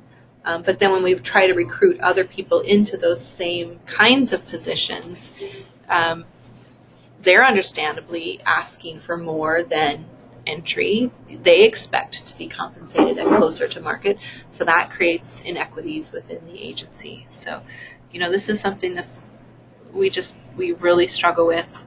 We've talked to D of AHR several times. I'm very concerned that there does not seem to be a champion for employees' salaries within state government. And so we sort of feel like we're on our own to try to figure out some solutions. One being just putting more money into some of these positions and trying to influence the market. There's some areas that are more egregious than others, and I think when we start talking about working with the legislature and executive planning, we need to take some steps to try to figure out those issues. And as we have a little bit more money here and there in our personal services budget, again, looking at the most egregious areas and trying to address them. But I think it's one of the challenges that the management team has struggled with the most in how we recruit and retain great staff and be equitable to the staff that we have and treat them fairly. I've got a real big picture question on this. Do these market analysis include, does it include benefits of any kind, or is it just the salary? It's just salary. Just base pay, Base so pay. it doesn't include longevity or benefits of any kind. It's base pay.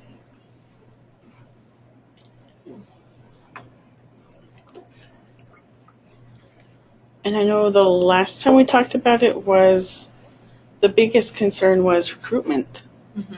How can we hire people when they can clearly make money elsewhere? Mm-hmm. So is recruitment still something that's high on your, not priorities, but kind of your watch list? Like, we're not recruiting perhaps the people that we want to have a bigger pool of applicants, but we're not getting them. We still get good pools, and this is something that Tracy and I have talked about with the librarian position. D of A has said if we can bring them evidence of failed recruitments and high turnover that's tied to low salaries, then that would have some influence, but we really don't. And that's just a mirror of the market overall, and that's why we get paid poorly as librarians, is that we have a very flooded market, and people are willing to work for anything. Yeah, and there isn't a private sector equivalent. We lose some of our IT staff from time to time to the private sector that can pay substantially more, but especially for these public sector kinds of positions, there really isn't alternatives. There's no knowledge worker union.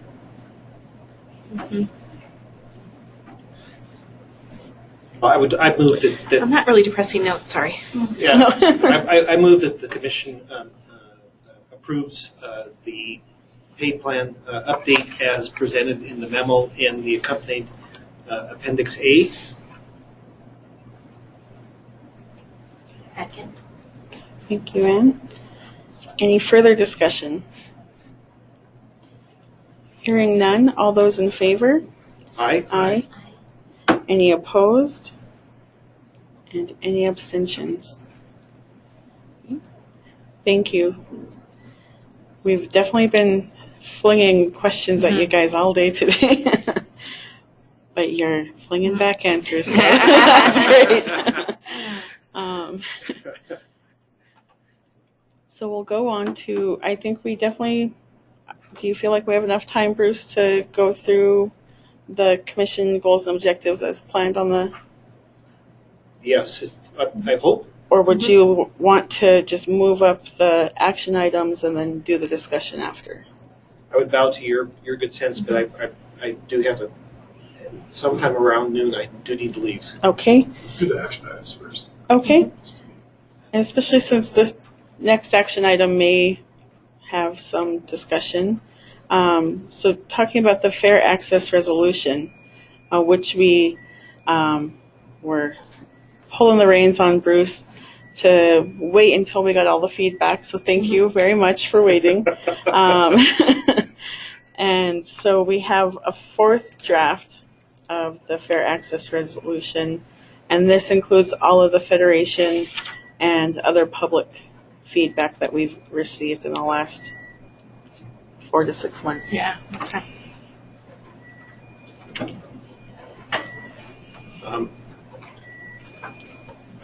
Is there any questions?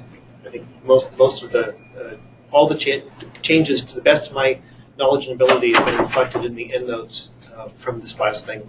I'd like to thank the people that helped out with the editing and had some really lovely discussions with Tracy on this, and also with Stu Wilson. I went back and forth with him and had some good discussions, and Jenny as well had some really good suggestions. I think that strengthened and clarified the overall thing. It was so interesting kind of going point by point over the comments that we received at both the Montana Library Association meeting and at Federation meetings.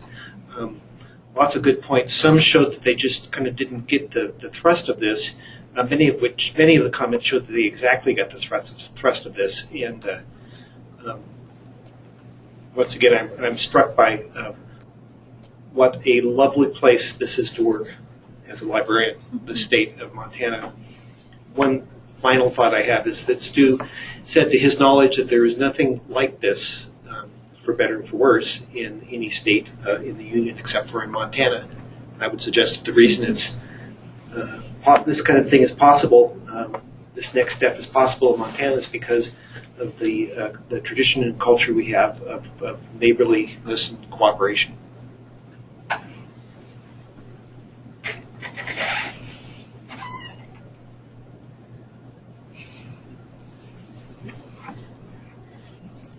So if there's no further questions or discussion before the action, is anyone willing to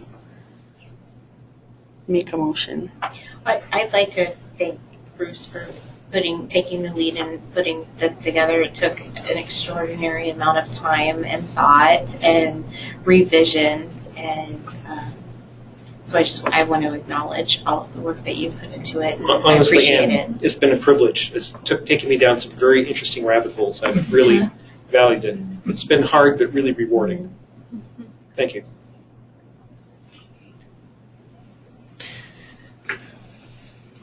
Well, I have lots I want to say about it, but I think it's a really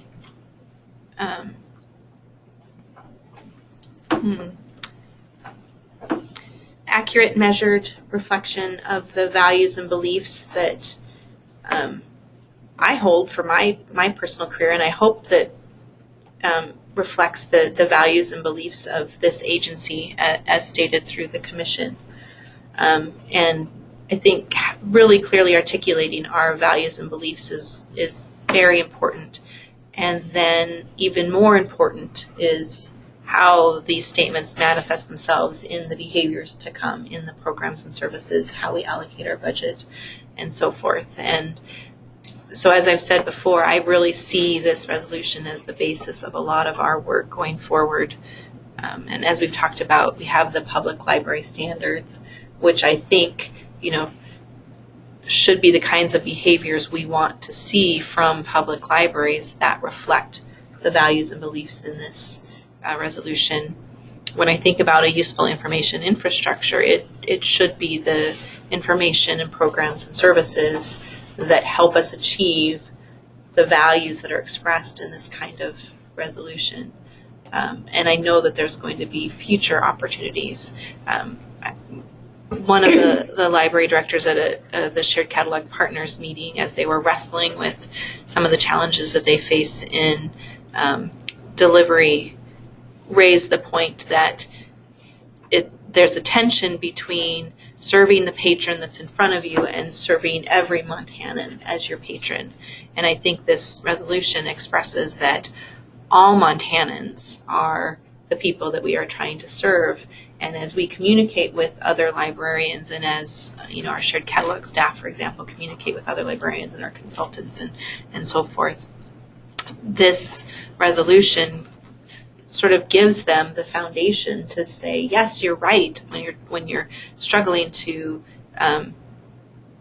serve all Montanans. Those struggles are based on these beliefs, and I think that's really important.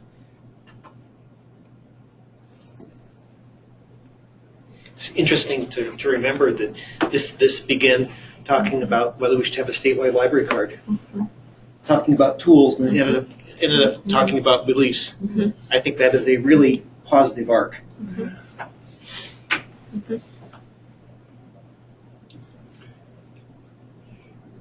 So would anybody like to take action on this item?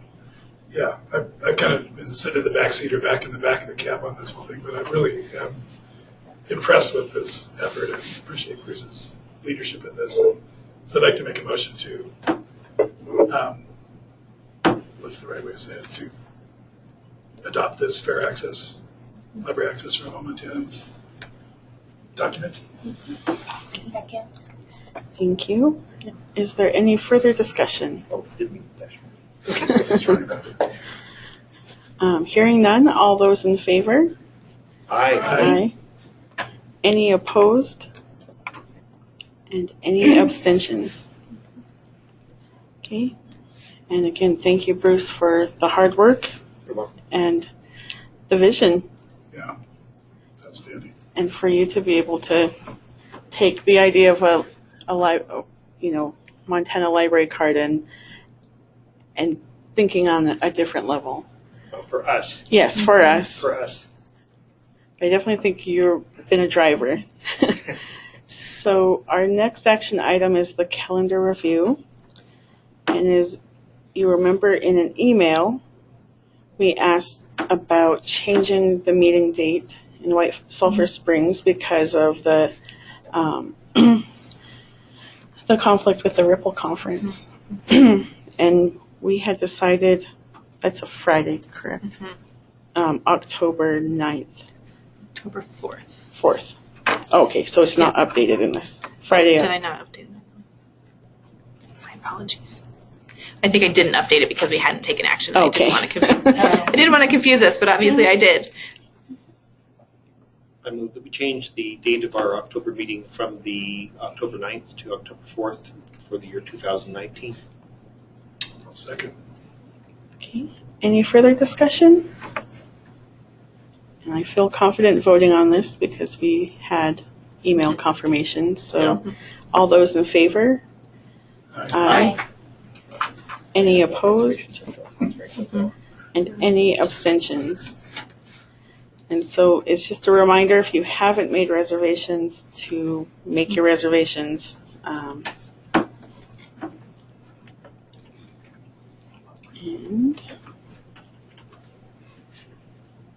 all right. So we will go back up to Melissa to talk about the inaugural Finance Committee overview. Thank you. So last month we had a very productive first Finance Committee meeting. Jenny and I went to Bozeman and met at the MSU library, and Anne joined us on the video. We talked for several hours, mostly sort of housekeeping items, just trying to set ourselves up and what the expectations are from the Finance Committee going forward. So we talked about the frequency of the meetings, and we decided that we would meet quarterly and provide quarterly finance reports that have been reviewed by the Finance Committee to the Commission. We also talked about a lot of the hot topic items that we have on the list that we would like help and consideration from the Finance Committee with. And so our first meeting will be on August 5th, and we'll be able to discuss the year-end financials. Yeah, I think we still need to decide on the additional members of the committee, but I think we have really good discussion, and we have really interested members, and I'm really excited about all the work we can do, and about the added involvement from the Commission on things that we need just to have a little deeper discussion on. Is there anything else you wanted to mention? It's really early, but one of the things we talked about was how we're investing the State Library Trust and whether or not there's some other options. At the meeting we talked about that, and it does look like there's some other options for us to explore within the Board of Investments, but not enough detail to bring to the Commission at this point or to the Finance Committee. It's very exciting. I think it's such a good model. A great model. All right, well, thank you. I'm excited to hear more. So next we'll talk about the Trust for Montana Libraries update. The Trust Board has not met since your April Commission meeting. They met just the day prior to that meeting. But since that meeting, we have a proposal for another member that the board will consider when they meet on June 26th. He is Dave Johnson. He's an attorney with Crowley Fleck out of Billings and a former State Library Commissioner. He seems very interested and excited to serve. So the board will consider his nomination at their board meeting. And we now have a bank account set up, and we have received $2,285 in donations thus far that have been deposited in that account. Sonia Woods, the coordinator for the Sagebrush Federation, put out a challenge to all public library board members to contribute $20, and that's what prompted a lot of these donations that we've seen come in thus far. And at the Pathfinder Federation meeting, I just happened to still have the flyer in my bag from the MSC meeting. And I think we raised over $1,000 just at our Pathfinder meeting. We did. Yeah. Oh, that's so wonderful. Yeah. That is great. Wow. So Okay. the only other update about the trust for the commission specifically, our contract with Library Strategies is set to end at the end of September, and we would like to extend the period of the contract through the calendar year, so through December. We won't add any additional funding to the contract. It'll still be for that $150,000, but they have asked for some additional time to work on some of the marketing materials, additional policies, and then some of the work to try to secure some of the foundational funding. You don't need action for that, do you? No. No. The commission it's still within the authority the commission has granted, but we'll be working with state procurement on that.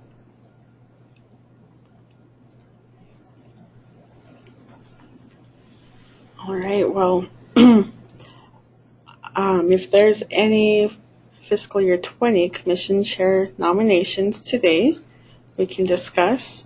And then I would like us to try to do a little more discussion online as well, just because we have such a small pool to choose from. Not saying you guys are not worthy.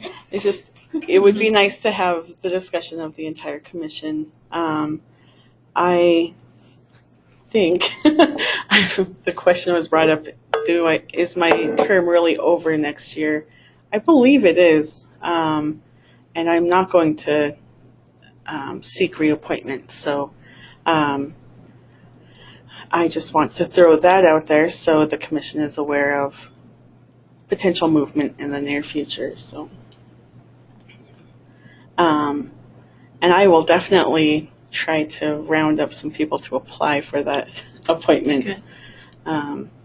Just as I was kind of roped into it. It's been a great experience. And I still have a year, so it's going to be a good year. It's been good. So do we need to discuss what the roles are, or do we all feel like we have an understanding of what those roles are as chair and vice chair? Is there anyone who wants to nominate or self-nominate at the moment? I do. I would like to self-nominate for the chair. It'll be my last year.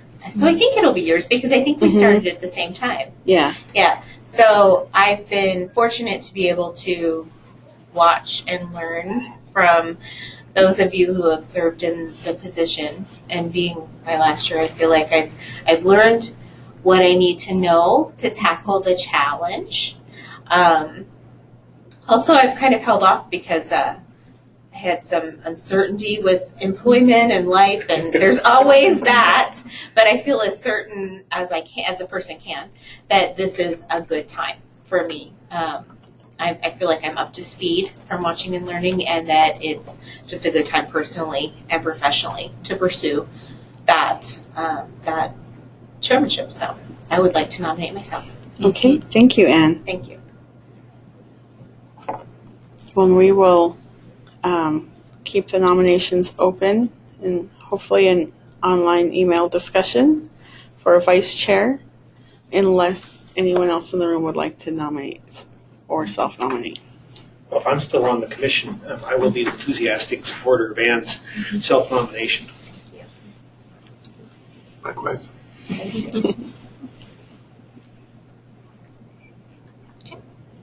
All right. Well, I think that unless there's anything else we need to discuss for our goals and objectives. I have a couple of things. I don't know if anybody's had a chance to think about whether or not you want to serve on the Public Library Standards Task Force. We're going to be love to. issuing that charge. If the timing of the August meeting is right. We're not going to start before August. Because I have a little bit of things happening later in August, but I would love to be there and do what I can to help move the resolution, the sentiments in the resolution into those standards, if that is other people's sense. Okay. Well, if I'm still a commissioner. I think you are. Are you? Because you came in and you filled somebody else's position. Yeah, and then I was appointed, but that last one was done at the end of May. Oh, see, I thought when you filled a position that then you could be appointed. You could still be appointed twice. Is that the question? Is that? I think I can be appointed. Any commissioner can be appointed indefinitely. I don't think that there's a cap. Yeah. But the 3-year term that I'm currently serving on began 3 years ago. And so when he started, he was completing the 3-year term in the middle. Oh, okay. Yeah. Because confusing. we all started at the same time, but he was on a different term than It's we amazing how few years it takes for me to be annoying.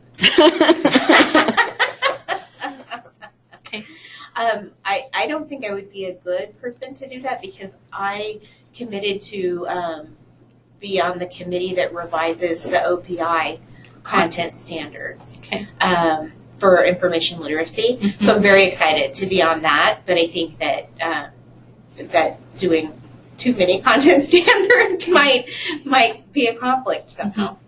Okay, good.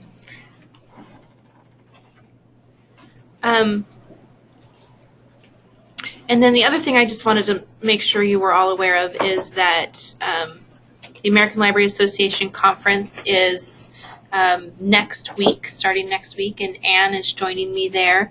And then we have Hill visits arranged with our congressional offices for Tuesday the 25th. And in addition to Anne and myself, there's a number of librarians joining us because of the tie-in with the American Library Association. So we have some folks from the Missoula Public Library and the Dillon Public Library, Bernadine Habitadusky, Lewis and Clark will be there. I think Ann Eubank will be joining us. So we've got a great turnout for Hill visits. And thank you, Anne. I had planned on being there the entire time. And then a couple months ago, one of my brothers decided to get married on the Sunday. So I will be in DC for 2 days and not a week. So I really appreciate that you stepped up and asked to go, because that. Perfect. So lots of travel. Yeah, I'm kind of excited. Western Council has decided to hold their spring meeting. Western Council of State Librarians has decided to hold their spring meeting in conjunction with all of these other meetings, since we'll mostly be together. So that will be the Thursday, the 20th. And then COSLA, the Chief Officers of State Library Agencies, always holds the spring meeting in conjunction with Legislative Day. And since we didn't have Legislative Day, they're also doing it in conjunction with ALA. Western Council and COSLA has decided to combine their Professional Development Day. Their COSLA's meeting with Western Council's Professional Development Day. And the current chair of COSLA is the state librarian from Hawaii, who was originally from Pennsylvania.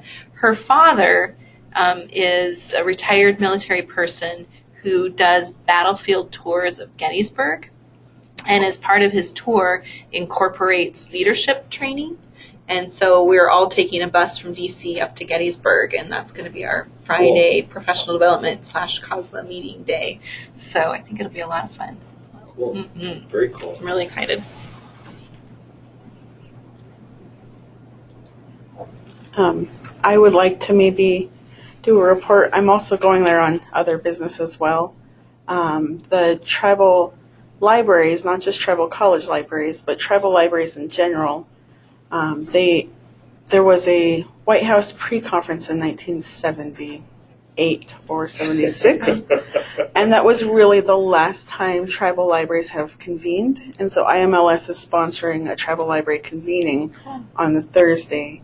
And so I think it would be good to report to you guys what the current ideas and trends are in tribal libraries across the nation. It'd be great.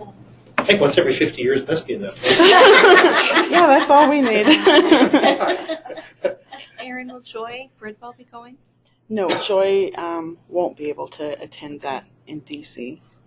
I think I said we have Joy sitting on the Public Library Standards Task Force. I mean, one of our intents is that the standards reflect tribal libraries' goals and interests in a way that libraries could also meet these standards to make you more eligible for state funding. And I think it's right and appropriate for some of the discussion from this meeting to then make its way into discussions about the standards. Super. And so I can definitely update Joy when I get home. Cool. And, it'll be after my term is over, but I will be the Tribal College and University Library Association president, not this next year, but the year after. So that's one of my biggest concerns is funding to do what we're doing, because we're doing a lot with basically nothing. We're not funded but on the same level as other university libraries or community college libraries. We're not funded at all on the public side, yet we're doing all of that work. So I'm really going to be advocating for our group to do some work to move forward with that. I think I've learned enough through being in other organizations that I'm ready to take on that role. So I'm really excited about that. That's exciting. That's good stuff. Are there any other commission updates? I have 3 teeny little things. One is just to note that the gal who won on Jeopardy was a librarian, and she got there by doing statistical analysis on text, which is not a skill that I was taught in library school, but is I think to me a really helpful sign and a hopeful sign of advancement in library science. And clearly, it is a science as well as an art, and she made some money, so that's pretty cool. I think Evan wants to make a point. If you want to do such things, you can go to the University of North Carolina. Which is a fabulous university and a fabulous library school. I acknowledge all of the above. Number two, I would like to note that last night I went down and borrowed a armful of mysteries from Lewis and Clark, which is the first time I had actually borrowed materials there since they transferred to the new system. And I noticed that the checkout period extended from 3 weeks to 4 weeks, and that there were no fines. And in talking to people down there, we all agreed that kind of started the conversation in a different place. And I thought that was really in keeping with best practices, and the shared catalog was sort of a catalyst to help that happen. I thought that was absolutely fabulous. Last but not least, I was hiking with my wife, who knows way more about all things natural than do I, but both she and I were confused about the difference between fault Solomon seal and starry fault Solomon seal.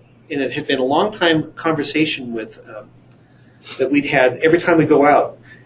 And we were walking along, and there were two Solomon seals that looked similar but different. And I was able to go on to the field guide and look them up and get pictures of them both. And once and for all, basically my entire married life, this little piece of tension was miraculously resolved by the Montana Field Guide. So I would like to thank Natural Heritage and everything the State Library has done, because you've made my marriage a little happier place. So disappointed that Scott has already delivered lunch and wasn't here. The Scott that just walked through was the former botanist for the Field Guide. So that's very cool. I mean, it is an extraordinary resource, and boom, there it was, clear as a bell, easy to use. So who was right? We were both right. Which that's probably why the marriage is saved. But the false Solomon seal has just got a few kind of blossoms and has a little bit narrow leaves. And that's a starry false Solomon seal. The false Solomon seal has a little bit broader leaves and these sprays of multiflora.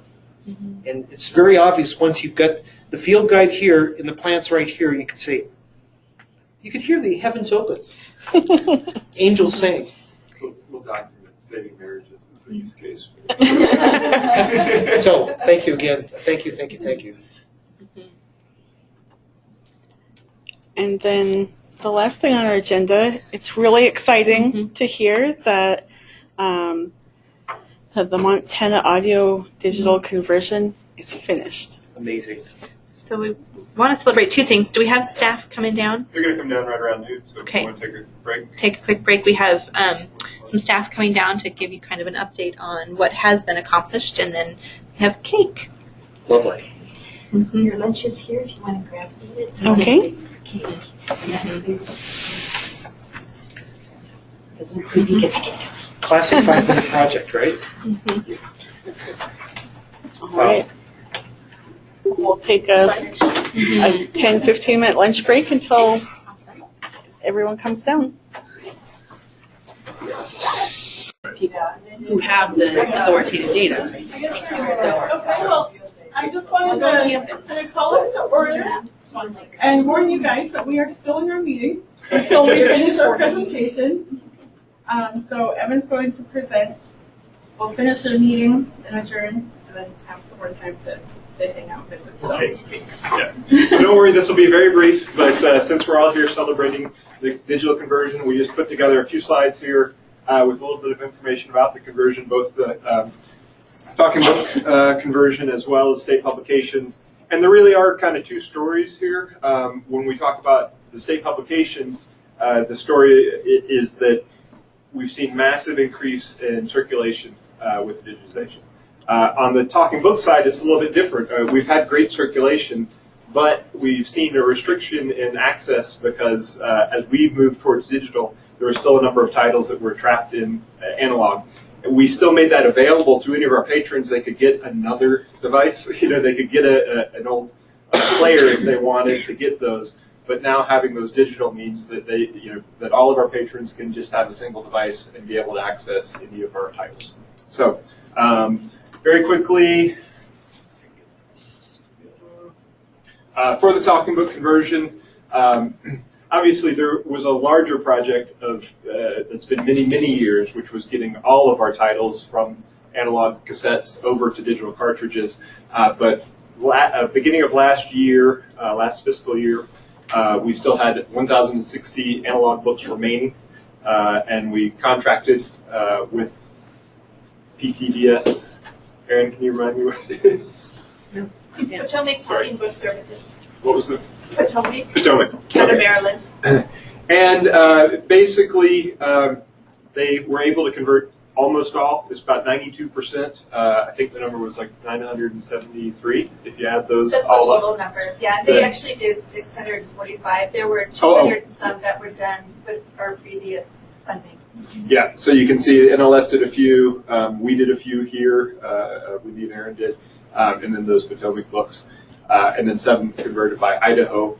There were about 87 that were unable to be converted. 41 of those we're re-recording now, and the other 46 will be making a decision on whether we'll be evaluating to determine whether we'll re-record those.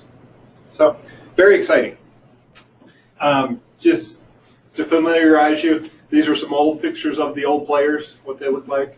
And then on the far right there, it's hidden a little bit by our GoToMeeting. But you can see a digital player and a digital cartridge. And that's what we mail out now. And of course, the other, even though we're having a few issues with this piece of it, once they're digital, we're able to upload those to BARD, which provides yet another source of access for patrons. Not any fault of anyone here or our process, but some issues at the National Library Services have prevented us from getting all those uploaded, but we'll continue to work on that, and we will ultimately get those titles all available for the BARD. So, I don't know. Does anyone know what this is? Extension for people who have limited dexterity. Oh, okay. It allowed them to, So it looks like a hand sort of. yeah, it allowed them to run the play stop buttons without having to, if they had limited dexterity.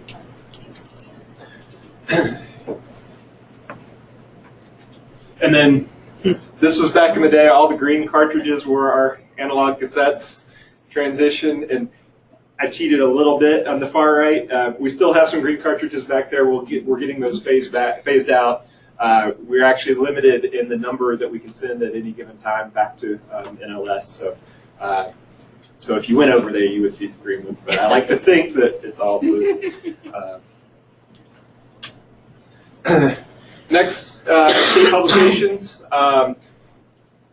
We don't have good numbers. We more or less, we're kind of in transition period in FY16, and then basically starting in FY17, we didn't have a full year of having the reading room to be able to track print circulation.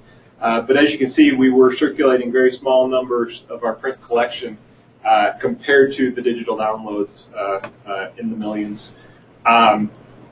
You know, perhaps these numbers are a little inflated, but to give you some idea here, that 4.5 million, if you just took 0.1% of that and divided it out across the year, you're having 300 to 400 a month, which compared to 27 a year accessed publications is just dramatically increased there. We have seen a little bit of a leveling off right around 4.5 million. Couldn't tell you why. We continue to grow the collection, but that 373,000 a month comes out right at about 4.5 million. So maybe we're satisfying the need. We like to think that. So anyway, just a dramatic increase. Jim's number was 26,443 total items now in our state publications collections.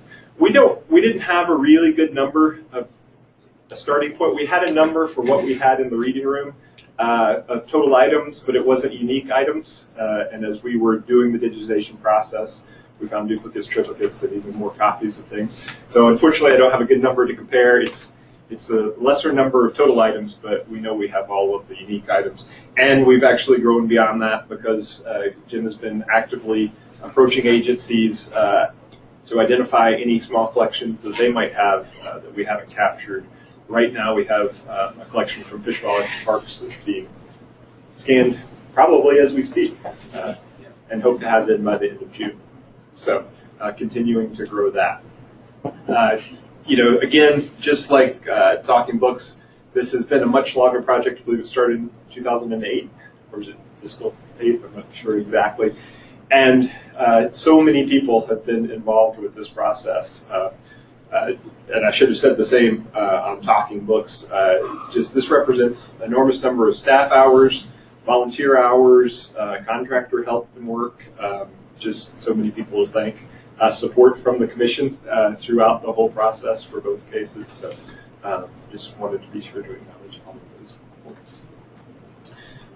And then just one quick picture there, and that was the old reading room to give you some idea. And no, that's not all state publications, but there was a significant portion of that was state publications. Didn't think there was a need to have an after since we outside to see that. That's way before. Way before.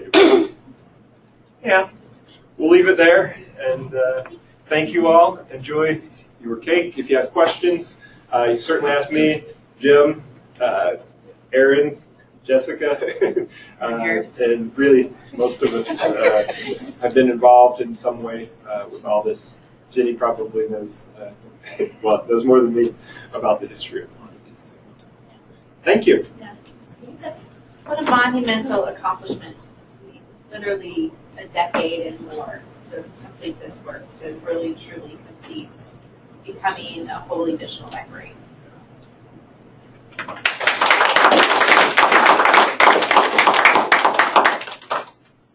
Last item on the agenda, is there any public comment that over the purview of the commission? Hearing none, I adjourn the meeting at 12:17. Thank you. Well, thank you very much. Wow. Bruce, stole your seat. You did, but that's good. That's good. Might take your lunch if you don't want it. I'm going to actually grab my lunch.